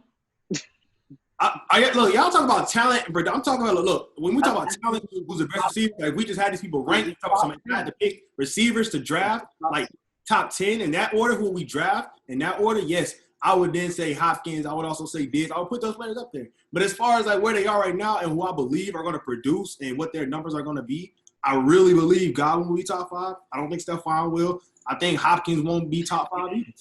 But you say he's not top 10, top 5. I don't think they'll finish in the top 5. I think top 5 numbers when we're talking at the end of the year will look similar to like Michael Thomas, Julio, no particular order, Chris Godwin, maybe Cortland Sutton. I know it's random, but I like him. And Come on, John. and, maybe Mike Evans. I think both of them could have great numbers. Wait, John. You said Chris Godwin. You say he might be top 5, right? Draft him in the second round or the first. No, draft him in the first round if you believe that wholeheartedly. Please, in the fantasy, do it. If there's another receiver I believe will finish above him, I would draft him. So it's only 3 of them because you just said he's like, well. I'm gonna grab Julio and Michael Thomas before I grab Godwin. But if Godwin is like the third receiver, in the beginning of the second round, you would draft Chris Godwin. I would draft Godwin before I draft. I would draft him before a lot of receivers, before Stephon. Yes, absolutely. Okay, I'm talking about fantasy now. This is fantasy numbers. Tampa Bay. Come on now. Yes, I'm going to draft. You got Mike Evans on the other side with him. I mean, Godwin is about to come in third. Tom Brady spreads the ball. What you said, Damon? He's coming in third in targets if they don't fall in love with O.J. Howard like everybody else. Because I don't know where all this O.J. Howard is coming from and all this production. Because I ain't seen it. Damn sure wasn't doing it last year. Got Gronk. I ain't seen it. Derek. Yo. Is Eli Manning a better playoff quarterback than Drew Brees? Man, look. Who said that? What Trey at? Man, Trey dropped off. I don't like disrespect. I don't like people dropping off the calls without saying they leaving. It's rude and disrespectful. But is Eli a good playoff quarterback? Yes. Did he beat the best quarterback arguably of all time? Yes. 2 times. He did it twice. But people try to act like everything is on one player. Did Eli have Michael Strahan, Hall of Famer? Yes. Did he have O.C. Umenyiora? Yes. Did he have a receiver catch the ball? I know. Did he have a receiver catch the ball on his hat, on his helmet for a game? One of the best catches of all time in the Super Bowl? So Eli didn't make that play? Oh. Yeah. I'll just say this. That was in modern NFL. That play would have been called dead. It would have. Oh. Eli broke 2 sacks on that play. Okay, but still, he balled. And I was happy he beat Brady. But for them people to wake up on first take talking about Drew Brees, not all this, Drew Brees ain't that, knowing the Saints got messed over in the NFC Championship, deprived of a Super Bowl, that we never gonna ever, we don't know what would have happened. You can say what you want about we got the ball back, but that shouldn't, the situation was uncalled for. Should never been in that situation. That's true. And that's One. finish. I'm gonna let you finish. You're going crazy. 2, we lost to the Vikings 2 times in the last 3 or 4 years. 3 years, yeah, 3. The last 3 years. All for play. How you gonna blame Drew Brees for that? The Minneapolis Miracle. How Drew Brees get blamed for something like that? I'm saying, how you gonna blame? How you gonna say that? Put that on his resume. It counts as an L. It's gonna be an L. But how you gonna say, yeah, Drew, you bad in playoff games, lost like that? He literally gave us the lead before that happened. Then we got the game with Kirk Cousins, which he played bad in. Got lost on a play, hurt his ankle. Then they come out and say, I didn't even think it was pass interference. I was Yeah, I like, didn't Kyle either. I didn't Rudolph. either. I said Kyle Rudolph got him. That's a mismatch. Corner, a nickelback that's not strong like that on a big Kyle Rudolph veteran tight end. They said, "Oh, that was a push off. We sorry." I said, "Well, ain't this him?" I didn't think it was a push off, but personally, I would have rather them not say nothing. Just don't say nothing. Just come out and say, It "Yeah." already hurt last year. So Right. then, Now y'all come out and say, "Oh, we messed up." I don't want to hear that. But I'm asking, why are we talking about the Kyle Rudolph play when Drew Brees had multiple turnovers with? Yeah, he played bad in that We game. played bad that game, but he That still give me another- kept us in the game. Even when with has Drew ever had like a with bad game even like with the that fumble, one in the playoffs? the fumble, it was like he held the ball too long. Cool. The pick, it was a bad pick. But on top of that, he still kept us in the game. But Damon, it's like It ain't like we didn't score no points. it's like saying Joe Flacco a better playoff quarterback than Drew Brees because of that outstanding run he had in Baltimore. But it's not, because Eli Manning has 2 Super Bowl rings. Stop using the rings. It is a team game. He had a way better running back. They used to tote the ball. No. Didn't he throw? He only has 2,000 yards in the playoffs, bro. No. Are you serious? Literally calling that Packers team one of the best teams ever. They just went 15-1 after the Super Bowl, and Eli took the 6th-ranked team in the NFC. The rank do not matter in the playoffs. It really does not matter. So you don't got to go to Lambeau in January, and that don't matter? It don't matter. You gonna play? Y'all playing the same game? The season don't matter to me. But and then I got my notes because people trying to. Drew Brees is 8-8. Eli is 8-4. You literally say, "Oh, they don't want to come to." Brees is 8-8. Eli is 8-4 in the playoffs. He made it 6 seasons out of 14 as a starter. Drew made it 9 out of 18. 9 out of 18. 50%. Eli's had Out of more 14. Less than 50%. Wait, what you said, Damon? It was the feedback when my mic was low. I said Eli's had more success in his time in the playoffs. Drew Brees, 4,967 yards in the playoffs. 67 completion percentage. Eli, 2,000 yards, 60% completion percentage. Eli, 9 interceptions. Drew Brees, 12 interceptions. Drew Brees threw the ball way more than him. How many touchdowns Eli had? Huh? How many touchdowns Eli had? 18 touchdowns, 9 picks. Drew Brees, 34 touchdowns, 12 picks in the playoffs. He played more games. You said He played okay, and we throw the ball. They didn't have to throw a ball like that. That's not what the Giants do. The Giants play good defense and run, and he throws it when he has to. That's what they used to do. We go deep in the playoffs. We always go deep in the playoffs. Giants always, they went deep 2 times. That's what I'm saying. He went 3-0 2 times, so that's 6 games right there for when he had the playoff run. when I look at the games the Giants won, their biggest games, it was on Eli's arms. The Super Bowls, the David Tyree catch, the Mario Manningham catch. When I look at when they went to Green Bay, he was throwing the ball to Victor Cruz. He was throwing the ball to these guys. So let's not act like he was just giving it because they brought back. And Drew don't throw the ball. Drew don't be throwing the ball. No, bro. Completion percentage is still high. I'm not understanding what. It's a tough conversation. Honestly, it is. I mean, when you think about it, honestly, Eli, there are 2 seasons like y'all saying, 4-0, both wild card, and then they went to Super Bowl, won. It's incredible, honestly, that they did that twice. But in the other seasons, in the other 11 seasons, and I think he went, or, whatever, he was 0-4. The other 4 seasons they go. Yeah, he was 0-4. So it's like, he went 2-4. Outside of the Super Bowl seasons, he was 2-4. Right, it is a sport. So they did have But for you to win a Super Bowl twice as the 6th seed, it's insane. It definitely is. That's some NFC stuff though. That's what they was doing. Yeah. I know, but I think he's had a more dazzling. Like when we look at Eli, we remember all these glamorous moments. We're like, dang, that does make him kind of go great in the playoffs. But when we look at the stats, Drew Brees, he's had his complications, not necessarily because of him, but he has in some shape and form produced at a high level in the playoffs. I mean, those stats, those aren't regular quarterback stats that people just throw in the playoffs. 34 touchdowns. So we have to acknowledge that. So I think it is a hard debate, but if I had to chime in, bro, I would just say Eli. It has to come down to the ring, bro. It has to, bro. He has come down to what? How does it come down to the rings when it's a team game? Wait, let Jayson go. The better team won. That's what it comes down to. Drew Brees not playing Tom Brady on the field. He's playing Tom Brady defense.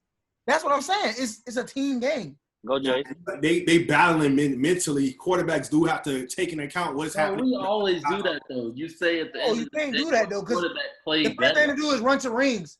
Brady's played with a great defense every time. So I don't. That's not fair accusation.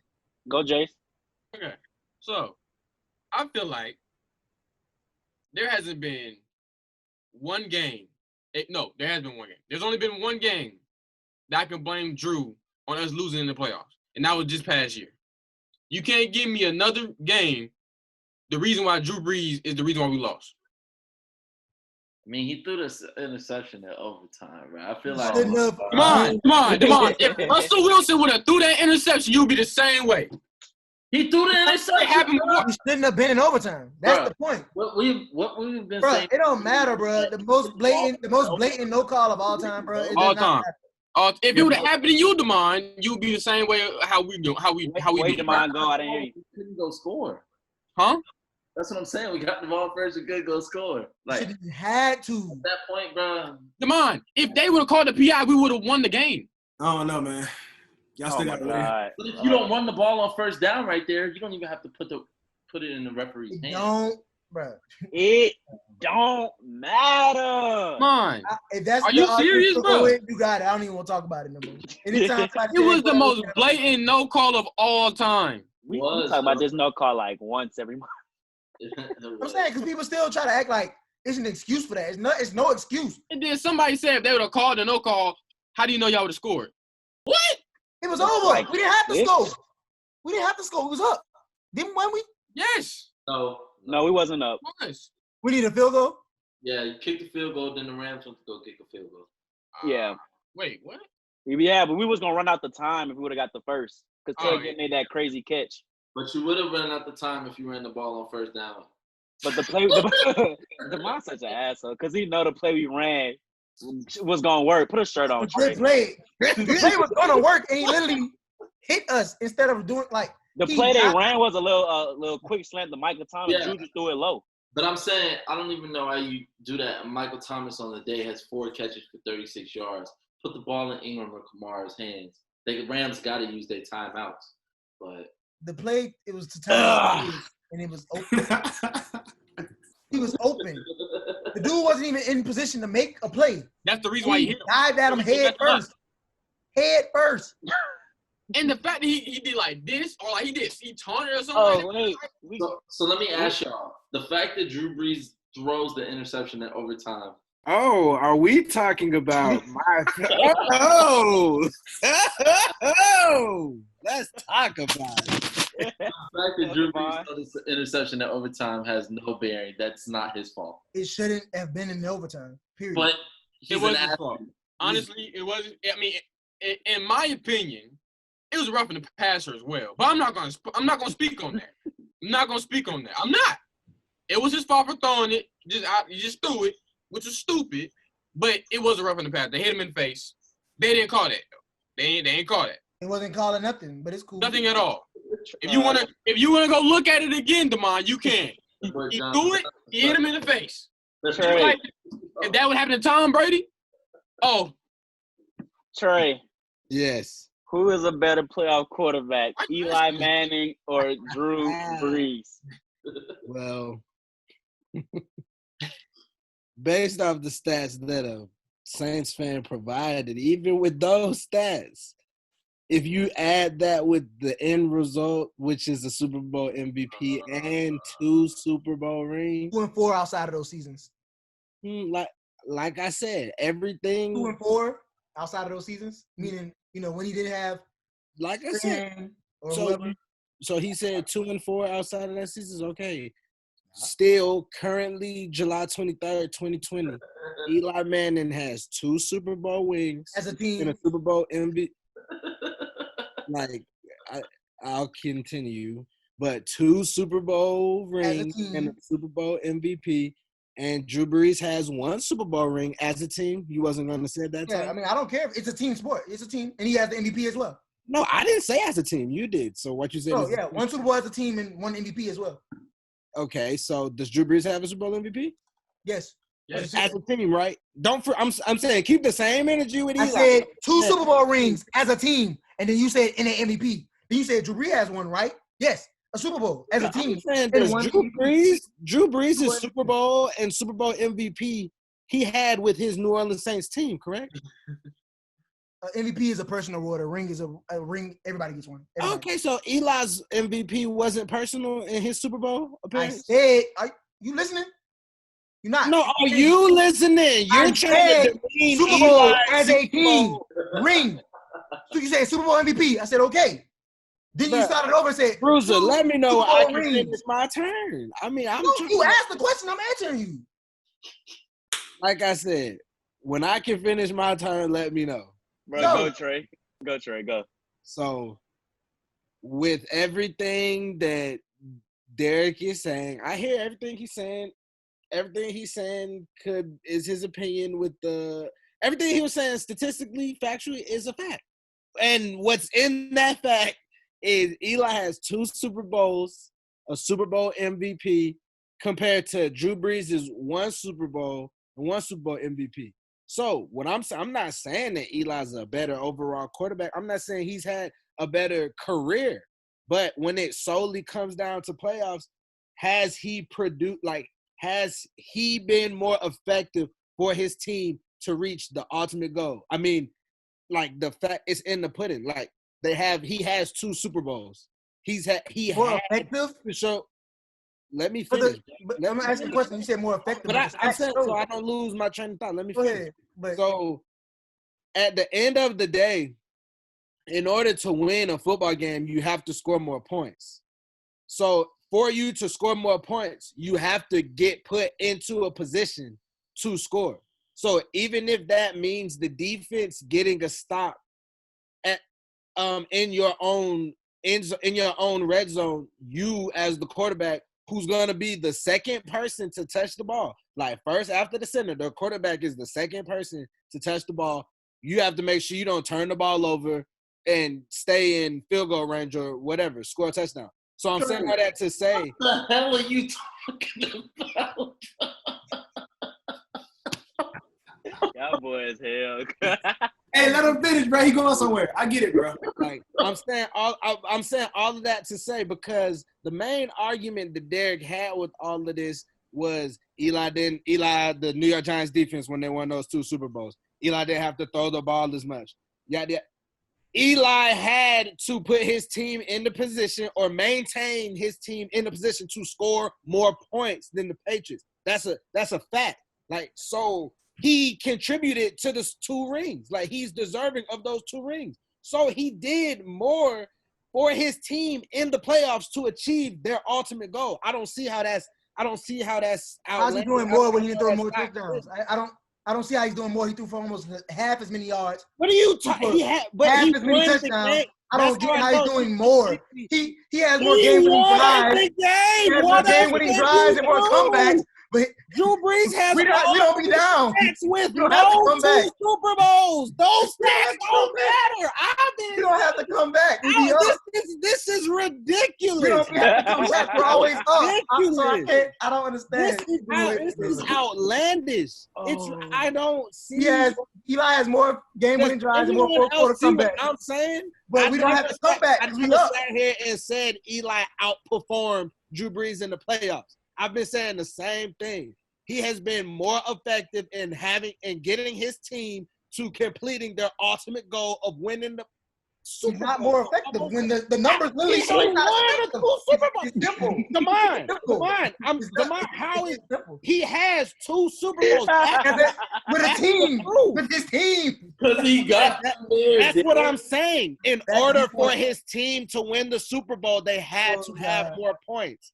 Even if his defense did all the work to say the Patriots went for it on the 4th down on their 30, the defense kept them up. Eli still couldn't fumble the ball. Eli still couldn't throw a turnover. He's the second person to touch the ball. He had to even if it was 3 handoffs, they had to be 3 non-fumbling handoffs in order to score the 3. So basically, you giving credit for being a I'm not giving him that credit. That's hypothetical. I'm telling you though, that's a part of football. So we're gonna act like Eli doesn't have 2. He has 2. If you were to rank Super Bowl throws in terms of greatness, he has 2 ranking in the top 5. Come on, but they don't want to talk about that. They want to talk about the D line. They want to talk about. You talking about the catch that wouldn't be a catch if it was today? Because he lucky. They want to catch that wouldn't be a It not be a catch today though. It wouldn't be. He's lucky. That wasn't fumble. even more impressive than the Mario Manning. That was a fumble. The Mario that would be a Manning catch. catch. It might be number one. That was a great catch. That was a great throw, great catch. But what's bro name? Caught on his head. The ball didn't hit the ground. That was a horrible It pass. wouldn't That be was a a horrible catch today pass. though. That's a horrible pass. I don't know about that. They really fixed up on that catch rule. I don't know. They ain't fixed the penalty rule, so shit. Okay. Next topic, boo. I'm done with it. That was a horrible pass. Okay. Great conversations, great dialogue. Antonio Brown retires for, again, I forgot which time. Or Dave. Then I retires. That's my AB news. Take it away, you guys. I don't pay him no mind. That's just me. Until he gets signed with a team, I don't. I don't have nothing to say about it. Yeah, not worried. And the Washington football team, Trash. newly named today. They're going ride with this name for this football season. It's garbage. How you gonna sell a member? It's just garbage. Wait, Yep. real quick, before we touch the Washington thing, I walked out before what was said about AB. Nobody wants to say anything? Nothing to say. I said I don't pay him no mind because until he gets signed with a team, he always do these things. You Well, Kanye the NFL. I have nothing My to say. team was in the running to sign him, and it's being announced that when Josh Gordon gets reinstated, it looks likely like the Seahawks want to bring him back. I think the difference. This is real blackball. Like there's Colin Kaepernick's racist blackball, but AB brought this all on himself, and he continues to bring him on himself. So I don't know if somebody's gonna sign him. I hope so, but I mean, It ain't happening, bro. it's rough, and I feel his frustration, but He got tricked out his own bag. I don't think AB plays again. He got tricked out his own bag. He should have just stayed in Oakland. I mean, yeah. I don't care if the quarterback situation not fair. You went there and signed the deal. Yeah, that's why he just tried to not honor a contract. That's Yeah. The Washington football team. Thumbs up, thumbs down, or name? I know it's a thumbs down. I'm just messing It with looks really solid. I'm really interested to see how it goes. you. Why so optimistic? They look like the Alabama. They look like But Alabama. I'm saying they have a lot of young guys who just came from that Chase Young. I'm excited to see how Chase Young, because all the hype that's coming around is really getting me going. And But the subject is not the team though. It's like The name. You wanted the name. We wanted the name changed from Redskins, but you're just gonna say the Washington football team. It's obvious the execs don't care. They didn't. That's what I'm getting. Well, they couldn't get the name cleared in time, but either way, it's still garbage. That's why they did it how they did it, so it could have that one little optic like, oh nah, we definitely just didn't have it cleared. No, that's not I true. mean, If you wanted something done, come on now. Like, I'm gonna be What you honest. said, Demond? It don't look bad. Like it don't look we're bad. not talking about Wait, but Demond's the same person that likes the Seattle Kraken. Come on, get out of here, man. The Seattle Kraken. Come on, bro. That secondary logo, the anchor with the Seattle space. I look like a Madden generic logo. Uh-oh. Uh-oh. Stop playing with me, bro. Getting it on the hat. Lulu.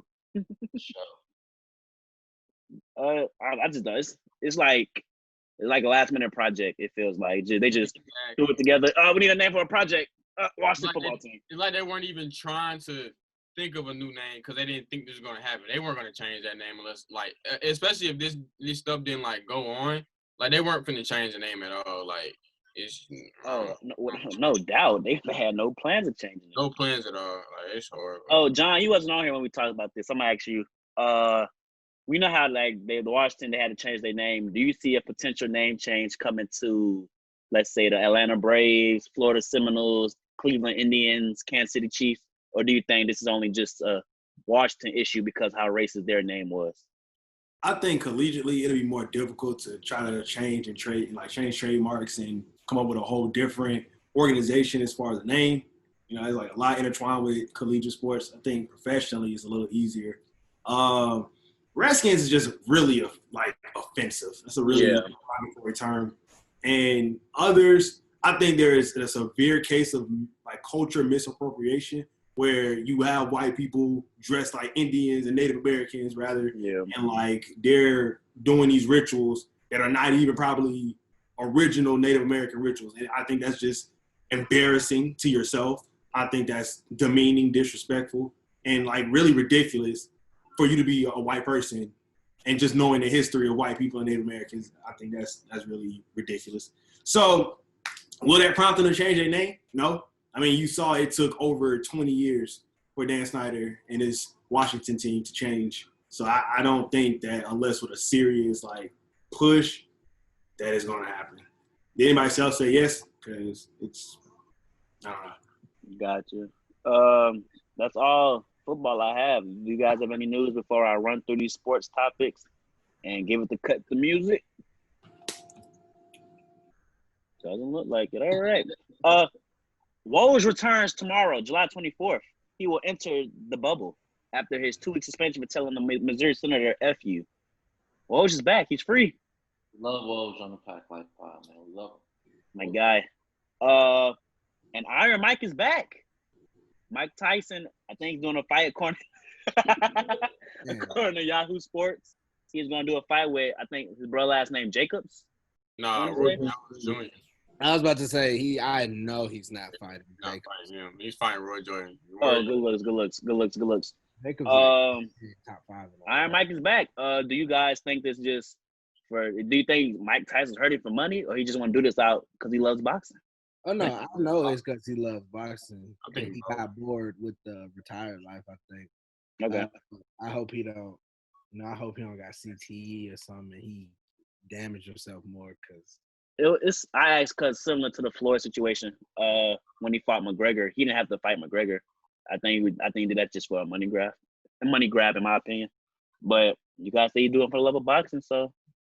I saw an interview on First Take this morning with Mike, and Max Kellerman asked him about it. He was basically like, well, he feels like there are a lot of athletes who are past their prime. He said he was inspired actually because he was looking at Jerry Rice work out. He was like, wow, Jerry Rice is like, older in the 50s, and he still is like amazing physique and able to go out there and kind of still be an athlete. So he was like, well, what if, these people who people claim are past their prime are able to get in some type of sport program where they're still able to show their capabilities. So I wanted to start, like, as you know, it's not just them fighting, it's like a whole organization he's starting, I think. So you have Nate Robinson and his YouTuber also fighting in this event. So he's trying, I don't know why, Nate Robinson obviously at his prime, and he's trying to make this possible. And they compared it to the likes of Big Three that Ice Cube is doing. So I think genuinely he is trying to get those athletes who are past their prime to come out and just see what, it could be cool too to see like some football, these old heads come out and play football. I know that, I might not like it because it ain't my generation,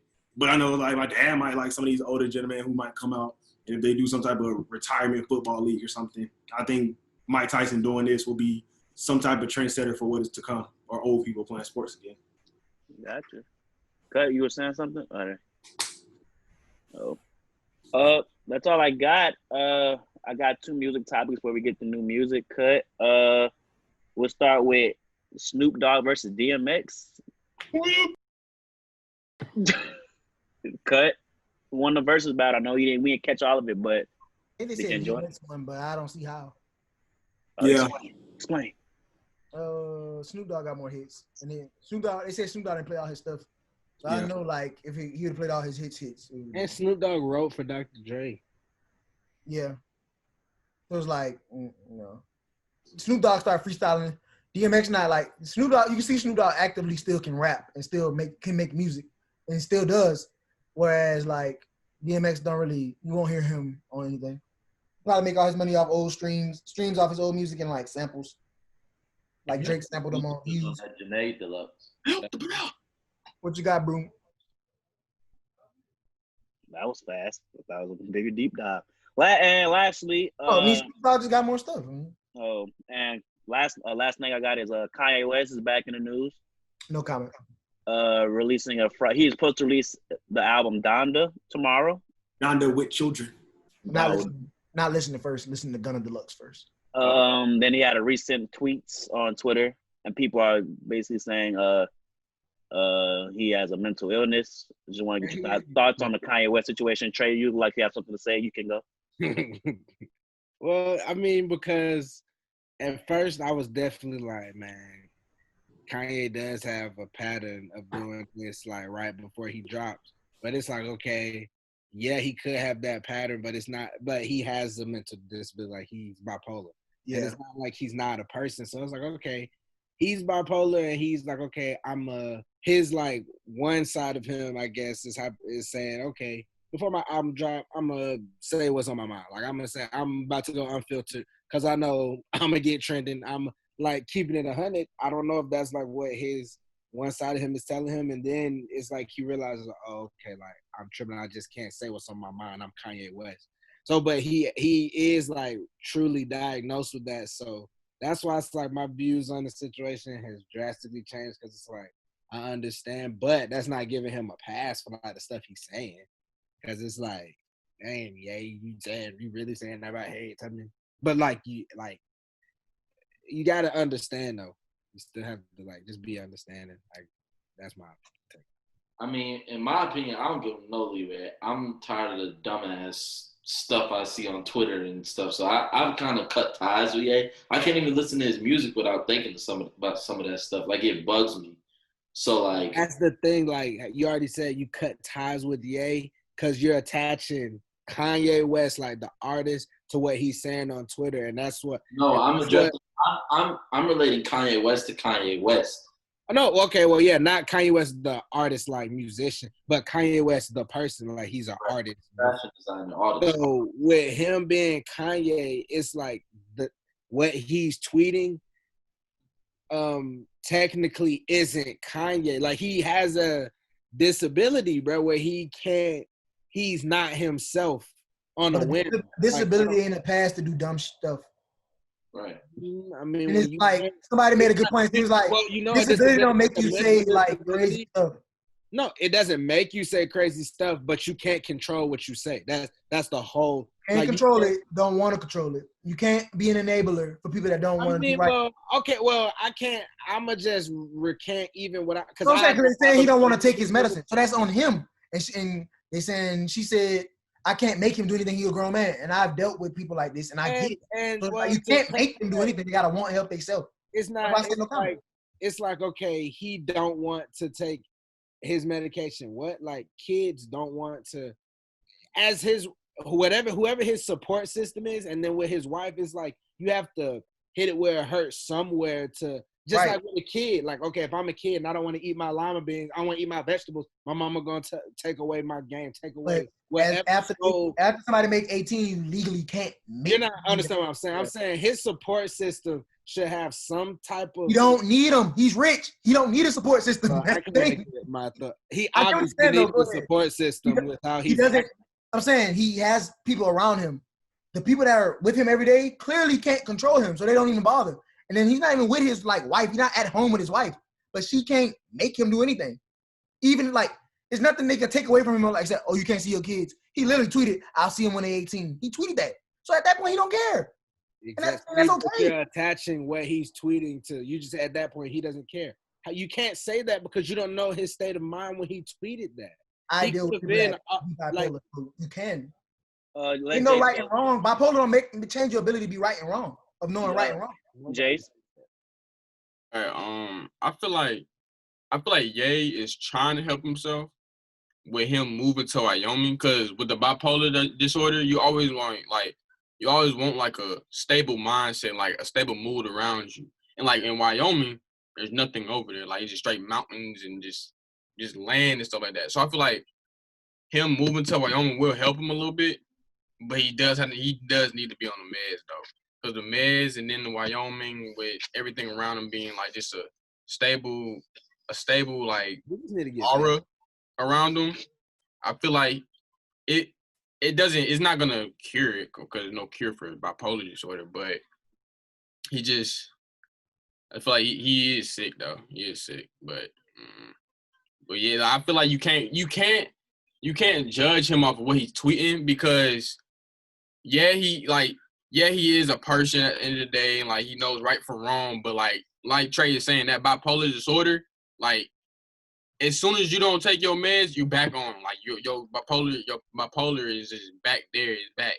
So And then if you going through symptoms and of bipolar, like, of course you ain't gonna take no meds, like, cause you bipolar, like, you going through some shit right now. So, And I would like personally fault Ye from my opinion would be like with the money and resources he has, it's functional bipolar people like in the world. Right. So it's not like you can't. He has to take responsibility. Like, okay, like it's not like I don't have the resources to get better.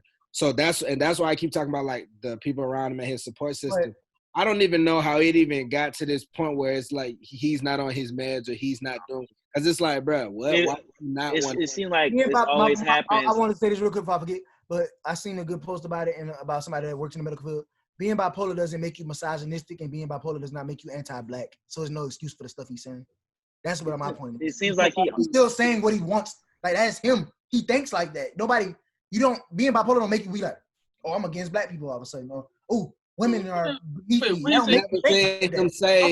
I'm against black people. Yeah, when he say that, when he say I'm against black people. I've never seen him say that. This is his third time saying something about Harriet Tubman. Why does he keep going back to the same person? See, that's what people are trying to take his word. That's people, bro. And her nieces and her great-grandchildren, whoever spoke out against it, is like, that's somebody's grandma, bro. You know what you're talking about, or whoever. You know what I'm talking about? I wouldn't say he's anti-black. He's not anti-black because he's done a lot of. In the last since Jesus has dropped, he's done multiple anti-black things. But the thing he just did right there. He didn't have Confederate flags on clothing. He didn't say stuff about Harriet Tubman. He didn't say the slaves didn't want to be free. He didn't say all kind of dumb stuff. So it's not just one incident. People didn't just cut him off that. It's been multiple incidents since people cut him off. He's the Make America Great Again hat. This is not his first time doing this. So for people that say they're done with him, I get it. Will I listen to this album? Sure, I'll check it out, but I don't. Let John go.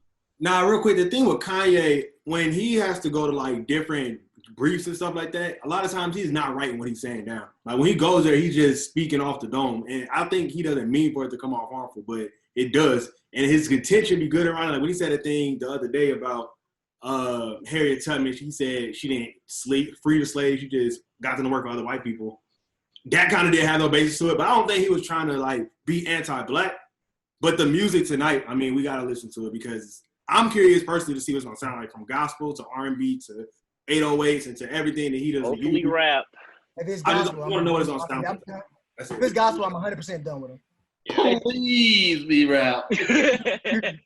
Please be written by somebody else. Cause I hear a Chick-fil-A bar, or I hear rapping for Gap. I'm back. No.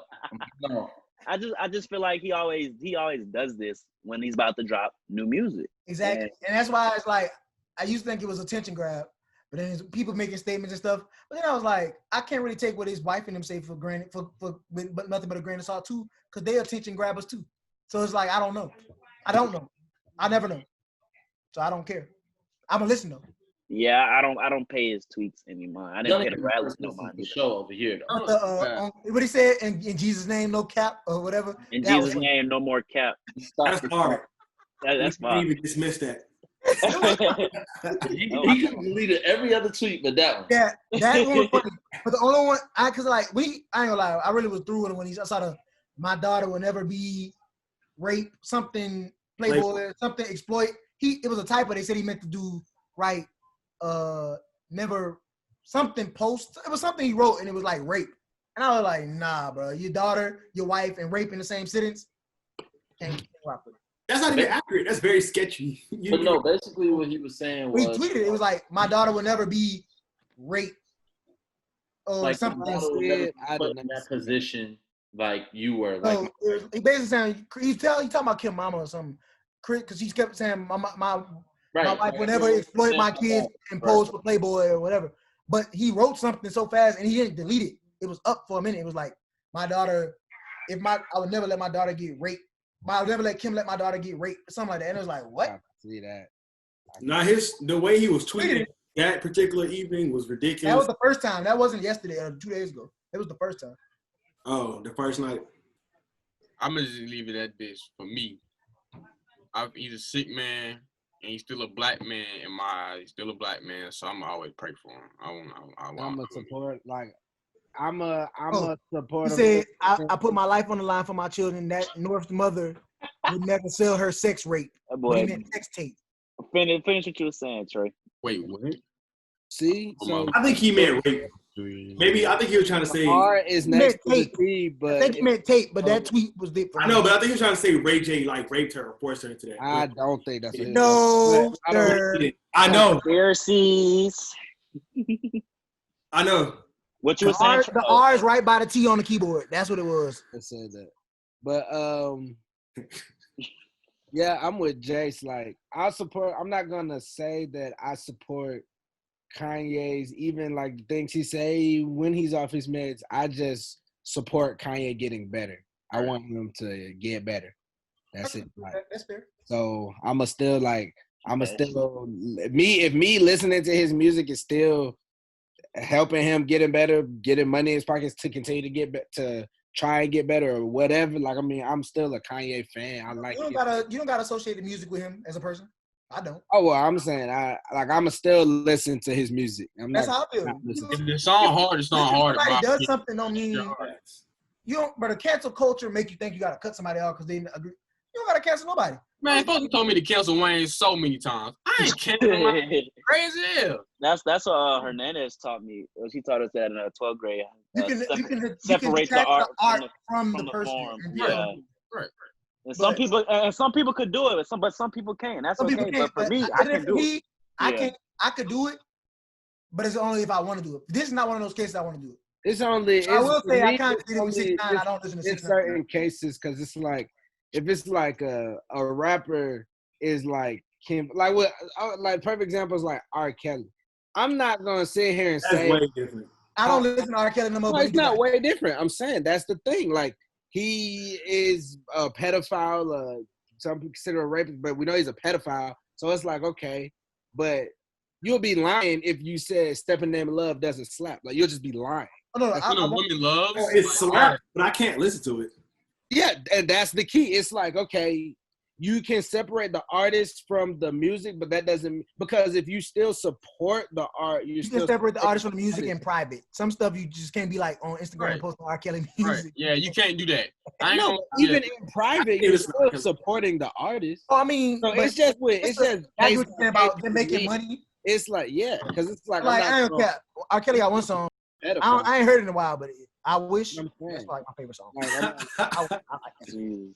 R. Kelly, I ain't gonna lie. R. Kelly probably got one of my favorite R&B songs. I'm not gonna say which one it is. I said do it.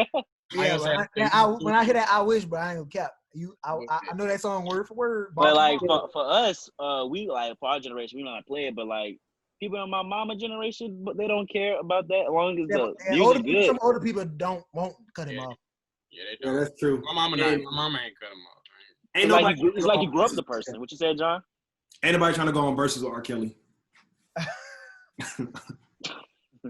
Like, I was about to make a joke, but it's 2020. Yeah.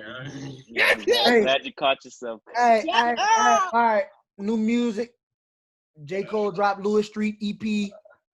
Lion King on Ice and the Climb Back. Like my tweet. Lion King on Ice is fire.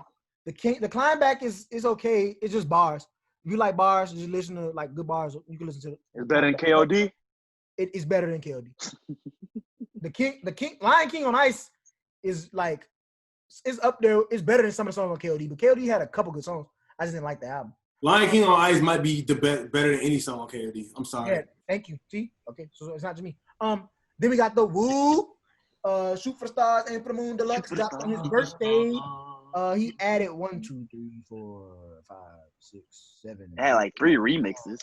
Yeah, remix with. Yeah, like 13, 14 songs.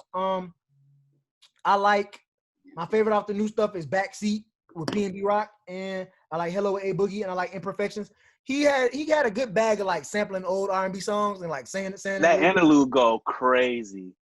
Imperfections, yeah, that's Mario. That go crazy. You should let me love you by Mario. He was like, you should let me hug you, let me be the one to give you everything you want. And he's like everything you want on God. He switched up the word. It's fire though. Be Clear is good as well. And I ain't gonna lie, I like that Diana remix, which is actually the original more than the other Diana. Because Cowboy was supposed to be on it originally.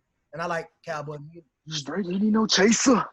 And showing off with Fivio, him and Fivio are real close friends. Part 2 is garbage.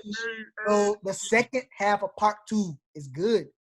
But, But you don't like Fivio. If you don't like the bro, I like part 1. He was on there. You don't like AAA? Bro, part 2 is so garbage, bro. I'm sorry. And I don't know if I talked about this. Rod Wave dropped a single called Through the Wire. I saw the video. The song what? I said no. The song in what? It's not that hard. You tripping. He was singing Through the Wire in the back, and that was fine. Like he was singing like Through the Wire. You played it in the car? Nah, I saw the YouTube video. Played it in the car. But yeah, he had gotten a wreck a couple weeks ago, and then he get in the car from the impound and making a video. He had a terrible bleeding. He said he almost lost his life. Yeah. He said he was off some codeine. But anyway. Allegedly. Listen to the I'm telling you, bro. I've heard it. I mean, I'm in the car. Me and AB like it. Me and Alton both were talking about it. We said we both like it. But Rod Wave. Oh, that's what I wanted to talk about. The Rod Wave song got stopped. If you ain't really checking for, bro, you gotta. Rod Wave don't make. He makes. People be slandering Rod Wave. Yeah, Damon, Jaylen. Oh, I mean, the Rod Wave is loved in the hood. I ain't gonna lie, like, I feel like every gangster on Instagram loves Rod Wave. Yeah, and he got the number 1 song on TikTok. He got number 1 song on TikTok.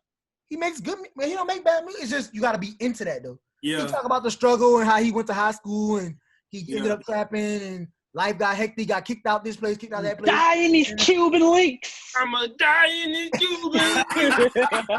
And at the same time, he got dealing with his family stuff.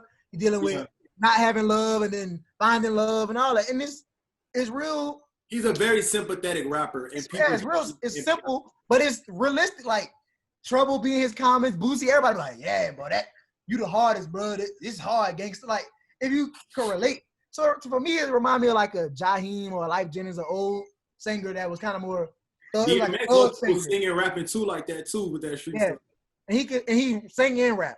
Tell you, Devon, don't come back to Atlanta, bro. You come back, you're gonna be on the Ride Wave. I'm gonna die in these Cuban links. Titanic better than Cuban links, bro. Go listen to it. Kevin James ate that. I had to address that, but wait, what you said about Titanic by Juice WRLD? Yeah, you're right. Titanic by Rod Wave, featuring Kevin Gates. Juice WRLD. But Janae Aiko dropped her deluxe. I have not checked it out yet. I ain't just been on that type of time. It is. Summer 2020 is amazing. The deluxe tracks all snap. It is a really good album. I didn't like the original that much. No, I mean the OG was pretty straight. I ain't gonna lie. The what? It was like the OG, like the regular. I feel you, but the deluxe, I don't. It's like the regular. What? I didn't like the regular. No, I do like the regular, but it's R&B. Like, it's just slow. I like R&B though. I like her music. I like her music. That's like that euphoria feeling music. Like it's like the Sativa in the New Balance. The stuff that sound more like what's the word? Like you're going through a trance type music. But I like that P Fairy song too. That song fire. P Fairy. OTW, yeah. Yeah, she. Whew, Jesus. Big Sean, you a lucky man, my boy. Okay. No cap. And then tonight, when y'all see this, we should have Gunna Deluxe. We should have One of Deluxe by Gunna. Forgot what else it was. It was I got a top 5 for this week. Kanye. All right. Kanye's album. I don't know what the name is. I couldn't read it. Hey, first off, y'all gonna stop sleeping on my boy Logic. Oh, hell. Logic album coming out. Kanye West, Donda, Gunna, One of Deluxe, The Kid Leroy, F Love, Shoreline Mafia. Can I finish? No, you be cutting everybody else out. I'm gonna cut you. I'm finishing the list. It's a list. You know how many times you cut out Trey today, Bo? I love Trey though, but he was just over here. So we're not gonna talk about Don Toliver and Gunna dropping that. Can I finish? No. Shoreline Mafia featuring Wiz, How We Do It, Justin Rari, Youngest in Charge, Logic, No Pressure, Chasing Don Tyler featuring Gunna, Cafeteria, Famous Dex and Fivio, Cooped Out. All this can't understand you, cuz you're going too fast. Ski Master Slump God, BTH, Coil Ray Do Better, Currency and Harry Fraud. They recently caught the Harry Fraud. The Outrunners. J. Cole's already out. Heady One featuring Drake, Only You freestyle already out. I heard he was speaking a different language. Jaden Smith Cabin Fever already out. I didn't check that out. John sent that yesterday. Hard. Yeah. And, Smino, Jid, and Kenny Beats got a song called Baguetti. Hard. Your Hard. Rod Wave said he I know you heard it, John. Your boy Rod Wave said he dropping. I've been heard that song. I heard it. I've been heard that song. Like, For real? I've been heard that song. Do we really believe Logic's retiring? Yes. And he And I'll fucking tell you his why. son. One. I think he's gonna step away. Yeah. Kind of fell off. Bears. Relax. I like Logic, but after I Don't Want to Be Alive, he disappeared Yeah, on like my radar. Nah. I like that song though. I like that song though. I did like that song. He went The thing about Logic is his He go projects are mainstream. low key hit or miss. Like either like every other project that he's done is kind of cool to me. Like he's Bobby Tarantino's is 2 of them. I like the first one. Don't really like the second one like that. I think he's retiring because the first album was called Under Pressure, and now Under Pressure is hard. yes, and now he's calling it No Pressure. So like for that junk is gonna be fire. It has to be the end. But the album with 1-800 on it, I ain't really like that. But Everybody. yeah, I ain't really like everybody like that. But Bobby Tarantino, The Incredible Story, that was like his best project. Bobby Tarantino too. Bobby Tarantino too has Mario. His concept albums was the best. I like. You said what? The concept album. That's the one you talking about. The with the spaceship. All of his Yeah, albums. The Incredible True Story. Yeah, that was a fire album. It was a really good album. Like when he has those concepts, he's just a creative I rapper. used to do promo for Logic when I was working with Def Jam. See, look, Logic Under Pressure. I got the little brain ball. Logic is tough. The only album that I didn't really was that's a mixtape, the YSIV. I didn't really. Yeah, that's Young Sinatra 4. I ain't like that either. Okay. I ain't so- listened to him since. Yeah, I told you already. But he did make good music and he had bars. I think when he went mainstream, he lost a lot of his some of his audience. But it's okay. It happens. In his life. What you say, Trey? I said I like Logic. What you Yeah, smiling? I ain't gonna lie. I ain't gonna lie. Can't smile thinking about the music. So you looking at your phone, all of a sudden you was like, Yeah, I was looking at these songs. Can I do my top 5 or you about to say something, John? Nah. Top 5, no debating. Top 5. Has everybody in here been to 5 concerts? yes. Yeah. Jayson has not. That's why I didn't. That's why I look at you assuming. Well, he can't participate. He gonna just say Lil Wayne. It's cool. Shit. We're gonna do our top. Y'all was young for that concert. Oh my God, we gotta run that back. We go now as Hey, adults. we were juniors, remember? No, y'all were juniors in high school. High Yeah, school, y'all like yeah. 17 or 16. We're gonna do our top. That's young. That ain't it, bro. Going to a concert now? You know how fun it is now? I mean, the last one I went to was with Oh, Astroworld? yeah. That's what I'm saying, but no, bro. Me and John, were we 21 for Astroworld, John? Yeah. Oh, you about to get muted there. I was there close, but I ain't gonna lie. You had to be 21. Yeah. For Astro World? Yeah, yo, bro, we Oh, yeah, I got we were dumb. like 19. We were freshmen. Yeah, we were like 19. Yeah, you drove back from school. But don't Yeah. be talking about mute me fucking we having a conversation. Ain't that what it's for? You was talking over me. Okay. Oh, I had been to a Youngboy concert. I've been to 4. Oh, wow. We're That was gonna do our top 5 concerts we have attended. Cut. Do you want me to unmute you and you can go, or you need some time to think? I'll go. I'm gonna probably rank it, I guess, because they're probably the most memorable. Number 1, Astro World, 2019. Was this last year? And that was the second leg, Or was 2019. it 2018. The second leg. Yeah, leg. that was I'm sure the first one may have been better, without a doubt, but no, was it? Okay, cool. no, the second one was better for me. Second one was the better. Okay, yeah, and I really appreciate that concert. It was so lit. Like, it's one thing to go to a concert and just know every single word. 2, Drake versus Lil Wayne tour was an amazing concert. Like, for real. Them versing each other. The concept of that concert, where you can have like an app to vote, where who was like the winner of the battle they did, that was really cool.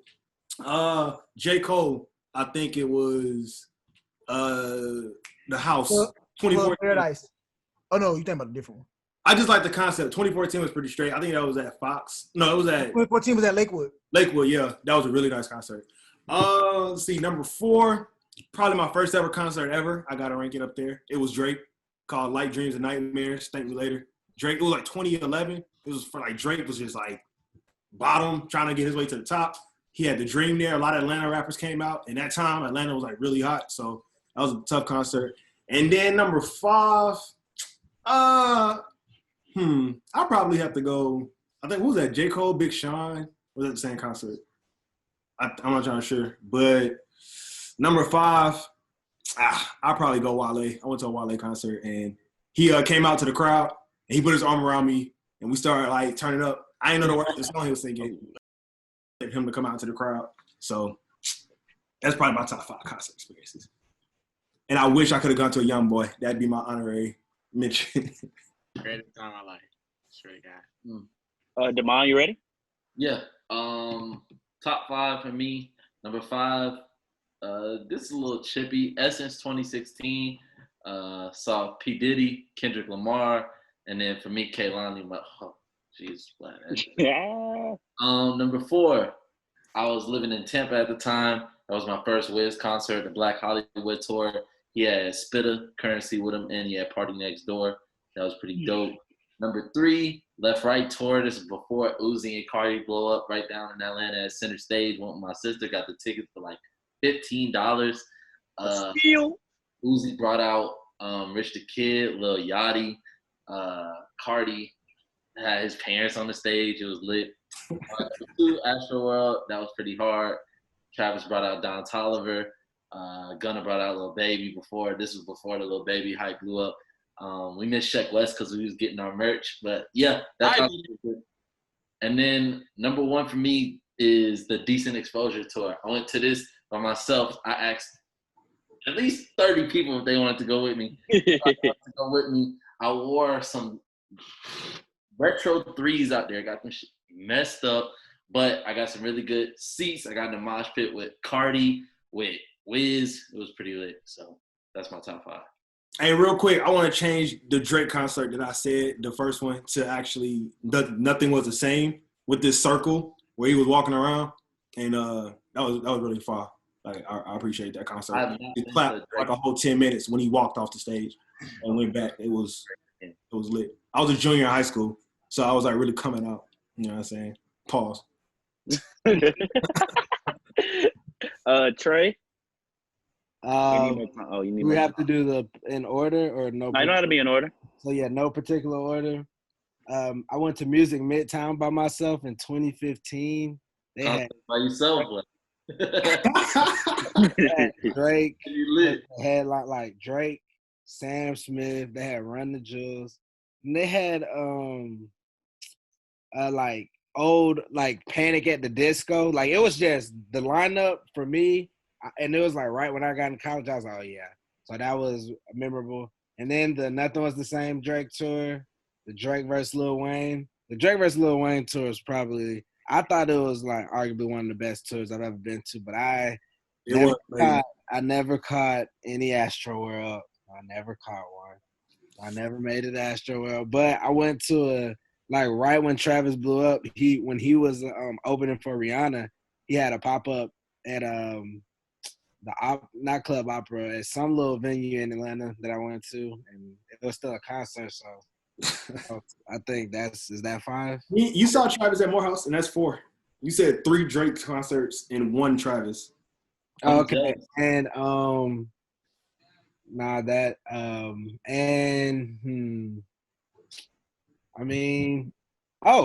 I went to the Weeknd's concert like right when he dropped Kissland probably like 3 months before he came to Atlanta maybe. And that concert he has the most beautiful voice in person. Didn't you go to that one with Tabitha? Yeah. Oh my gosh, the Kissland. Jace? Yeah, I can hear you now. I ain't have 5. Oh, my bad. Say your top 1 then. Say them like. Yeah, just say like the ones you've been to though. All the ones I've been to? I only been to 4. Yeah, just name them. Young Boy number 1. That was the first one. It was a whole bunch. I can't even say it. Hey, can you bleep this out when I say it? Yeah. There's a whole bunch of. I love it. Number 2 probably Astroworld, the second one. Then Wayne, and then the fourth Astro. I mean the first Astroworld, number 4. I guess I'll go. I'll save you for last cut. All right, I got 4 honorable mentions on my Derek type. Honorable mention: Morehouse Homecoming 2018 with Cardi and YG. That was 19. That was 19. That was 19. No, it wasn't. No, it was 18. That was 18. I thought we graduated. That was 2018. It was He 2018. graduated. Yeah, I did graduate. It was 2018. You're right. Morehouse. Can you hear me? Yeah. Morehouse Homecoming 2017 with Travis. That was lit. I got the Igor tour, Tyler the Creator. And last honorable mentions Aubrey and the Three Amigos, Drake and Migos. John, you ugly. You was there, bro? Yeah, I was. Me, you, Jared, Chelsea. yeah. That was a lit concert. Number Y'all 5. got the car like completely like topple headed, bro. Number 5, Jay-Z and Beyonce on a run tour too. I did see Jay and Beyonce. That concert was amazing. Number 4, the St. Pablo tour. Got it low because Kanye had a little break in the tour when the thing stopped working. Dang, But that's when he did the and bruh fell. Yeah, knocked bro down. Well, he didn't knock him down. But yeah, Gave him the 4. 3, the Damn tour, Kendrick Lamar and Travis Scott. That was cool. I forgot I went to that. Number 2, the Yeezus tour. I love that. I think that was my first time seeing Kanye in concert. I believe he had Kendrick Lamar open up for him. Then he had the that Yeezus tour was fire. And number 1, the Astro World leg 2, Travis. Boy, when Future came out, I could see it on my Snapchat memory. Damn, it's the greatest concert ever. Bruh. Madness went crazy. So He was like, it's March, right? yeah.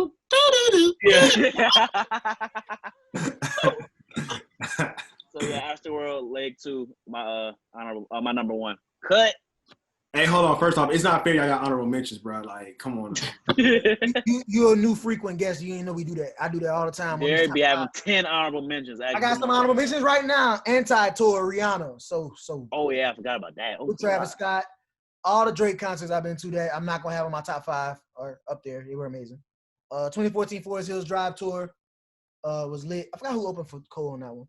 And then the Damn tour with Kendrick featuring Travis Scott. That was lit. My number 5 is I Am Still Music tour.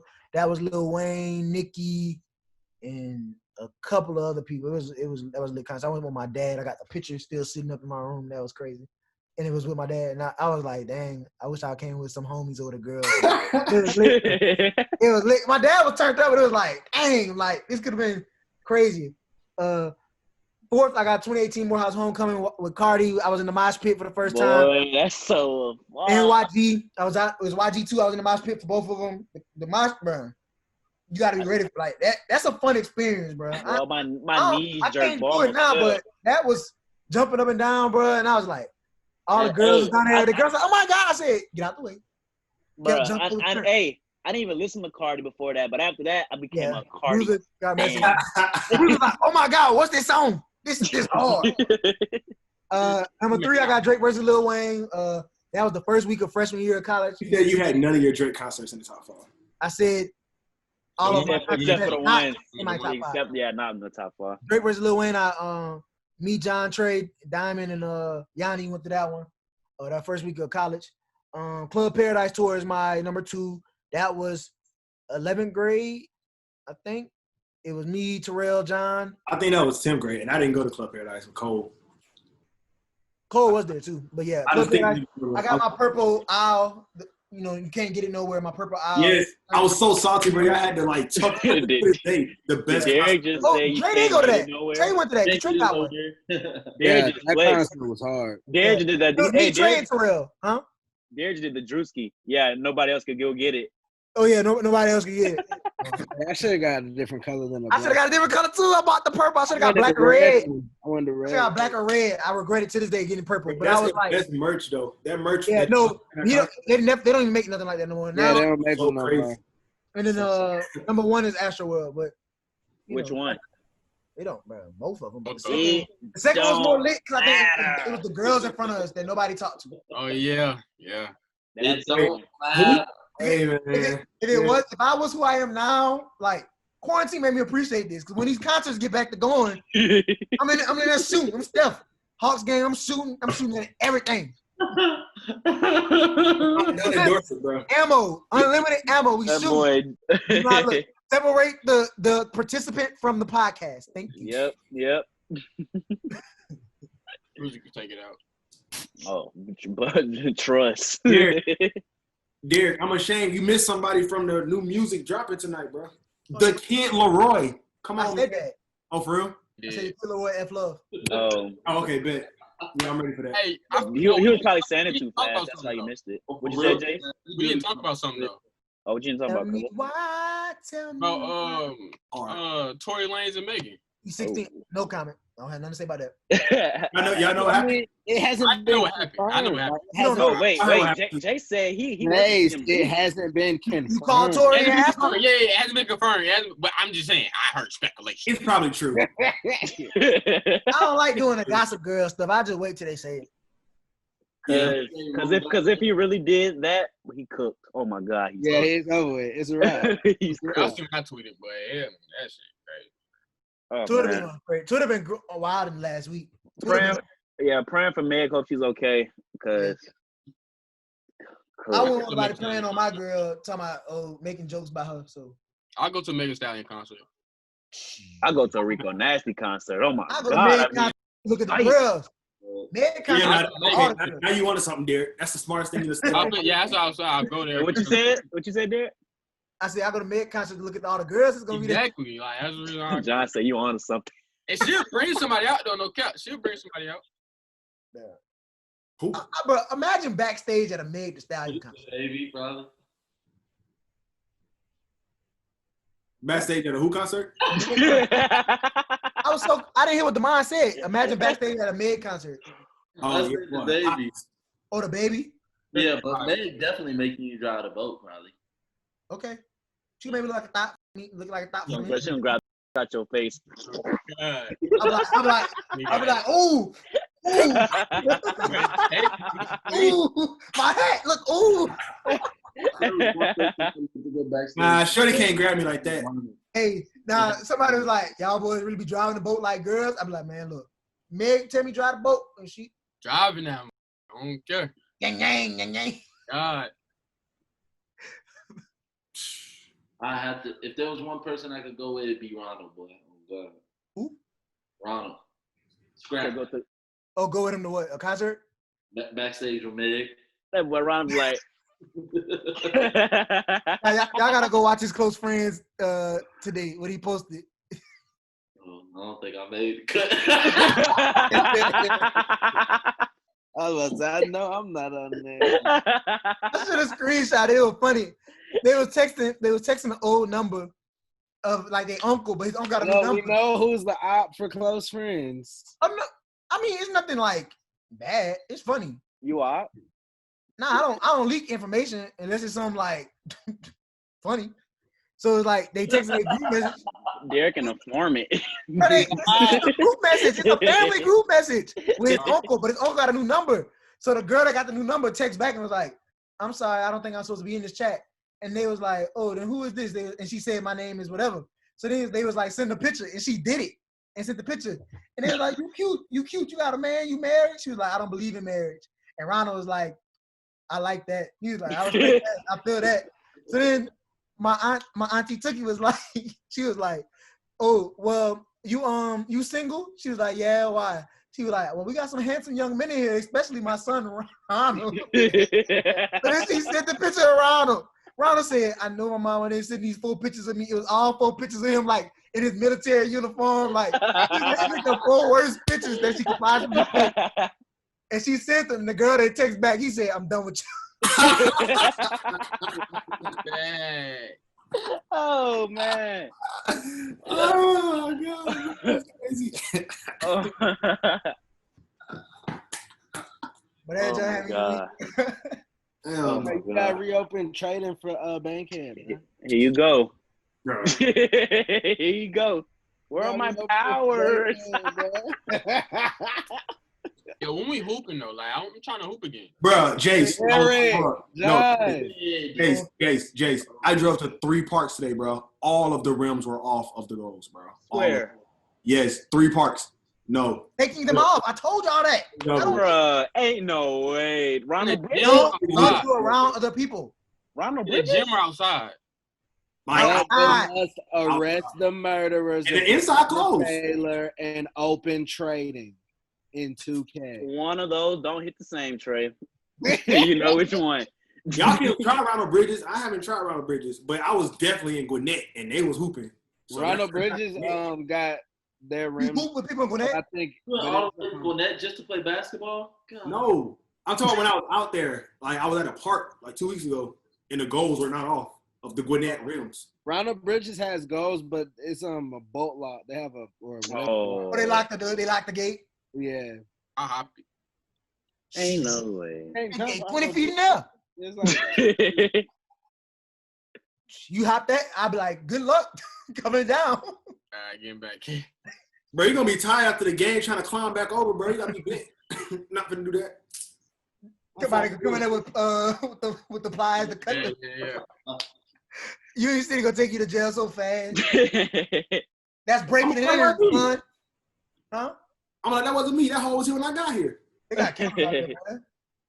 That for real? Yes. I think so. That's over with then. It's almost Is that a podcast? Is there any news breaking? I guess not. Let's check Twitter real quick. Make sure you are registered to vote. Like Trey said, arrest the killers of Breonna Taylor. And shout out to the MLB players for the Yankees and Nationals for kneeling for the MLB home opener. Speaks volumes. And make sure you register to vote. I think I said that twice. And this will conclude episode 68 of the Pack Life Podcast. Thank you for tuning in. Remember to like, comment, share, and subscribe. We are available to you on Apple Podcasts, Spotify, Stitcher, and YouTube. Follow us on Pack Life Pod or Pack Life Podcast on Facebook, Instagram, and Twitter. Beside me, we got first arrival, my boy Jayson. Bottom right, we got my boy Damon Dice. What's going on? Hey man, yo. Diagonal, we got my brother Cutthroat. Use your sanitizer. Yeah. Below me, we got Mr. Johnny Morris himself, John. Arrest the murders of Breonna Taylor. And also, the Bears are going to have a great NFL season. Oh. One of those are not like the other. One of those are not like that, but you can expand on that point next week. And last but not least, we got my boy, Trey. Who needs his powers and who beat me in FIFA? Kim. Also arrest the murders of Breonna Taylor. Open trading in 2K. Get me commish powers. Bruiser, hop back on FIFA tonight. Don't handle DJ, man. Yeah, shout out to our boy JB that left early without saying nothing. Because he and Clay already took what I was gonna say. And I'm your host, Bruiser Carter. Thank you for tuning in. Thank you for rocking with us. Episode 68. We going strong on Zoom. We out of here.